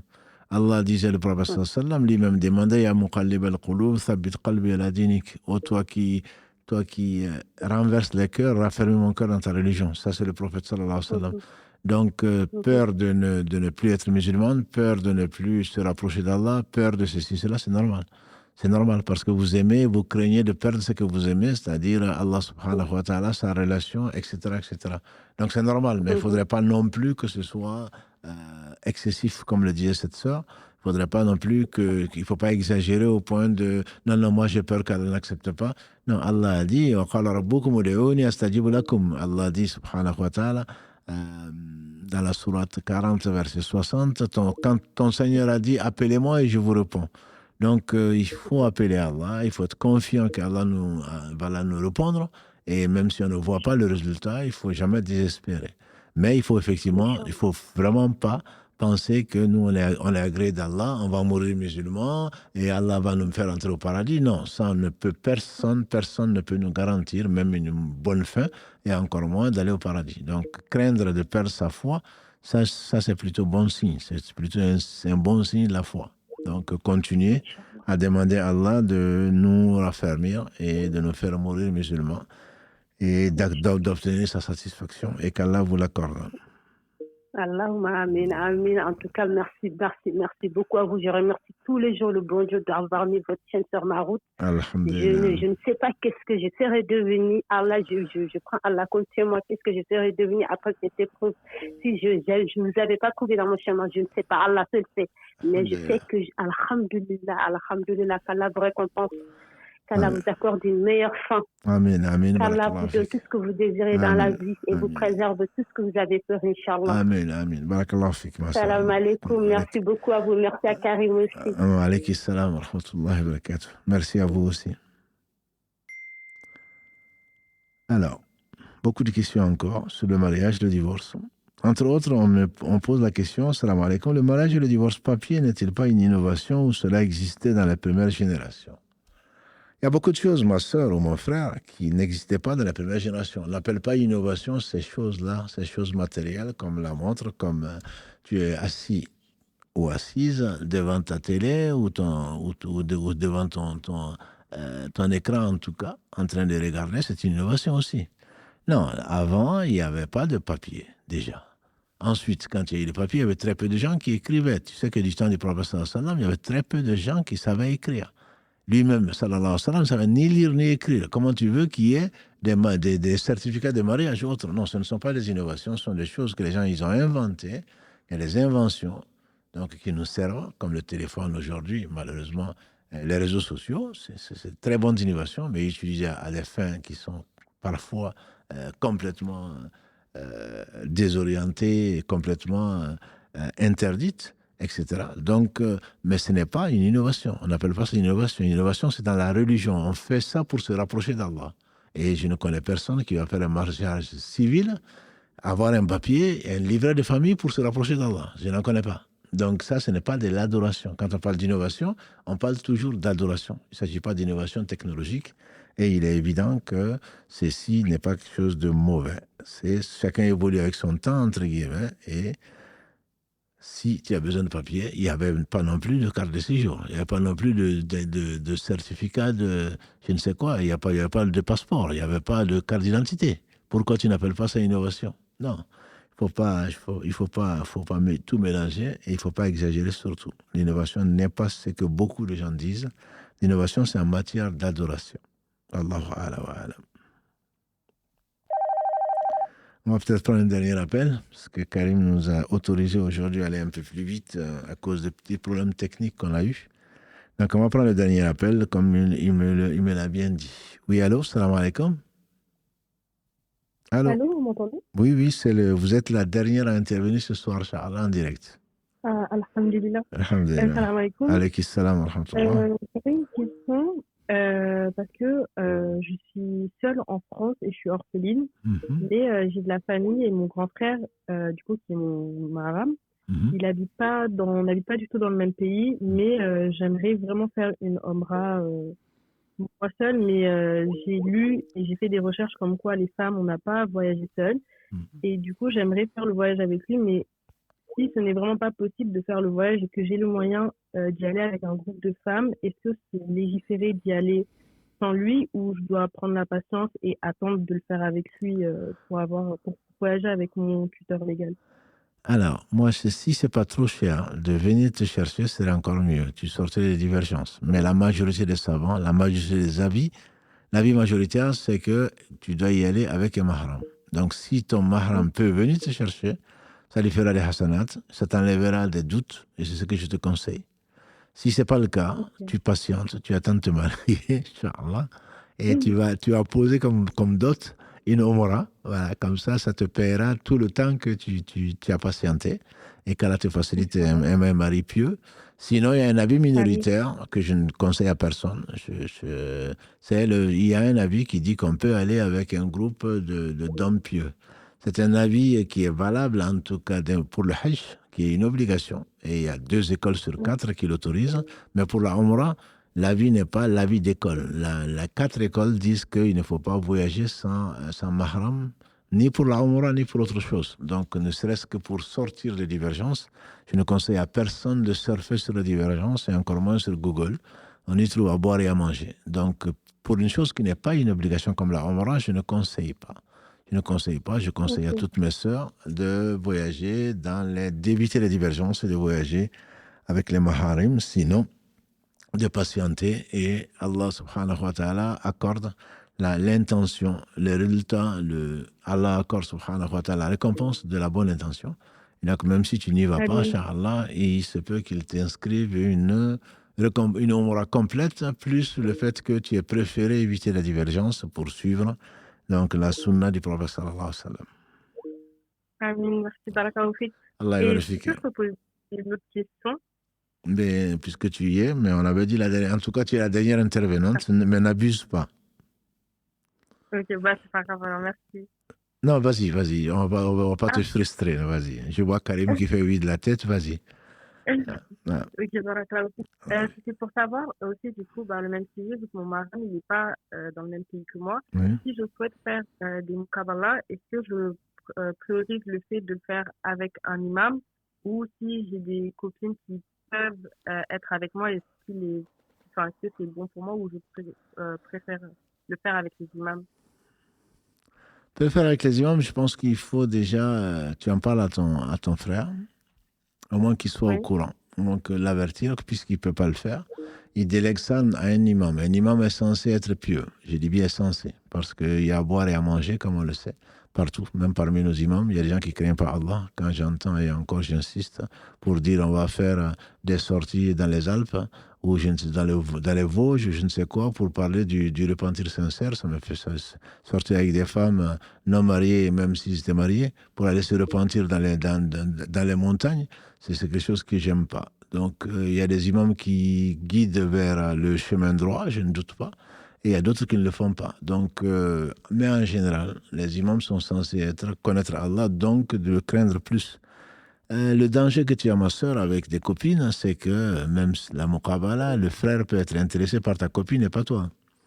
Voilà. Donc, voilà. Donc, je ne te conseille pas de le faire. Ce que l'on dit, c'est soit un homme pieux de la communauté, on pense à un imam, mais ça peut être quelqu'un d'autre, soit au moins un couple, en espérant qu'il y a moins de tentations à l'intérieur. Voilà. Donc, mieux vaut ça plutôt que de le faire dans un coin de rue ou dans un café avec une copine, avec un copain. Là, ça devient plus de la drague qu'autre chose. Ça ne correspond vraiment pas à l'esprit de l'islam, du tout. Ok, super. Barakallahu fik et merci beaucoup d'avoir répondu. Allah yarfik. Allah te donne un mari pieux. Ah. Alaykoum salam. Donc, exceptionnellement, je pense qu'on va arrêter là, parce qu'il est minuit moins 10 ici à Toulouse et en France. Donc, on va arrêter là, Inch'Allah. Désolé, on a essayé de répondre au maximum. Il reste encore des questions qui n'ont pas été répondues, mais on espère, alhamdoulilah, que vous avez eu réponse à quelques-unes de vos préoccupations. On a essayé de sélectionner, notamment dans la pratique de l'islam, surtout dans la prière, etc., en espérant que vous allez nous pardonner nos écarts et de n'avoir pas été sélectionnés pour... c'est pas nous qui le faisons, c'est Allah qui décide. Donc c'est pas Karim ne devine pas et ne bloque pas des numéros particuliers et qu'Allah le récompense par le meilleur. Voilà. Donc, Inch'Allah, notre prochain rendez-vous sera mercredi pour la vivification donc, des cœurs, donc à propos du dhikr. Et ensuite, samedi, donc toujours à 22h, avant le changement d'heure. Et on vous avertira, Inch'Allah. À partir de samedi, on changera d'heure ici, on passera à l'heure d'hiver. Et donc également l'heure du live va changer, mais ceux qui sont en tout cas en Afrique ou ailleurs, ce sera toujours la même heure, c'est-à-dire actuellement 20h en Afrique de l'Ouest en particulier, ce sera 20h. Voilà, donc on vous tiendra au courant, Inch'Allah, qu'Allah bénisse votre vie, qu'Allah nous préserve du châtiment de la tombe. Et c'était le sujet, en tout cas la tombe, la vie dans la tombe était le sujet donc du quiz d'aujourd'hui. Et n'oubliez pas, ça on n'a pas mentionné assez, le prophète sallam, justement, depuis que la femme de confession juive est venue dire qu'il y a un châtiment dans la tombe, elle a, depuis, dit notre mère Aïcha, il demande des protections à Allah contre le châtiment de la tombe. Et il nous a dit qu'on ne fasse pas, il nous a recommandé de ne pas quitter la prière avec le salam, après le tashahhud, avant d'avoir demandé à Allah subhanahu wa ta'ala protection contre 4 choses. Allahumma inni a'udhu bika min adhab jahannam, wa min adhab al-qabr, wa min fitnat al-mahya wal-mamat, wa min sharri fitnat al-masih ad-dajjal. Oh Allah, je te donne protection contre le châtiment de l'enfer, contre le châtiment de la tombe, contre les tentations de la vie et de la mort et contre les maux de tentation de l'antéchrist. Voilà, donc ce sont des choses qu'il a recommandées particulièrement. Il y croyait, bien sûr, et les croyants y croient. Il y a un vrai châtiment qui attend les désobéissants. Et comment on va y échapper? C'est en obéissant à Allah subhanahu wa ta'ala, en s'éloignant des causes des châtiments de la tombe qui sont la désobéissance à Allah. Celui qui ne cessait de s'aimer la zizanie a été châtié dans la tombe. On en a été témoin. Celui qui ne se préservait pas de son urine a été châtié dans la tombe, puisque Allah a voulu qu'on le sache. Et ce ne sont pas les seuls. Ce ne sont pas les seuls. Celui qui meurt dans la désobéissance à Allah, qu'Allah lui pardonne, sinon, avec la foi bien sûr, qu'Allah lui pardonne, sinon il ne pourra pas répondre aux questions de Nakir et Munkar. Les 3 questions qui nous attendent tous. Et c'est la prière qui va venir la tête. Protéger la tête quand Nakir et Munkar vont arriver. Et ils vont gronder, disait le prophète. Ils vont gronder celui qui est mort. Ils vont traverser, et il n'y a pas de bunker, ils vont traverser la terre, et ils vont venir faire asseoir la personne, même si c'est dans un cercueil, même si dans le ventre d'un fauve, ils vont l'asseoir. Et quand ils vont vouloir l'interroger, c'est la prière qui viendra protéger la personne par la tête. Un hadith rapporté par l'imam Ahmad. Ils vont venir par la droite, c'est le jeune qui va dire non, vous n'allez pas avoir accès au serviteur d'Allah par la droite. Ils vont vouloir accéder au serviteur d'Allah par la gauche. C'est la zakat qui va dire non, vous n'accéderez pas à moi, à celui qui a donné la zakat. Et ils vont vouloir venir accéder au serviteur par les pieds, et ce sont les liens de parenté en particulier qui vont dire non, ce n'est pas par là. Et quand ils vont vouloir accéder, la personne va dire attendez d'abord que je prie. Parce que la prière est devenue, peut-être, à l'exemple du prophète sallallahu alayhi wa sallam, la prunelle des yeux des gens qui craignent Allah et qui l'aiment. Et dans la tombe, disait le prophète sallallahu alayhi wa sallam, comme les gens auraient donné le monde et ce qu'il contient pour pouvoir faire une prosternation. Donc qu'Allah nous accorde une bonne fin, qu'Allah nous rende une vie heureuse dans son obéissance, qui nous donne le paradis, qui nous pardonne tous les péchés, les premiers comme les derniers, les anciens comme les récents. Et ce que nous avons montré, et ce que lui seul sait, subhanahu wa ta'ala, qu'il le bénisse, qu'il accorde un surcroît de bénédiction à cet homme qu'il a choisi comme miséricorde pour les mondes. Je vais nommer Muhammad sallallahu alayhi wa sallam, qu'Allah vous bénisse votre temps et nous accorde sa miséricorde. Subhanakallahumma wa bihamdika ashhadu an la ilaha illa anta astaghfiruka wa atubu ilayk. سبحان ربك رب العزة عما يصفون وسلام على المرسلين والحمد لله رب العالمين والسلام عليكم ورحمة الله وبركاته.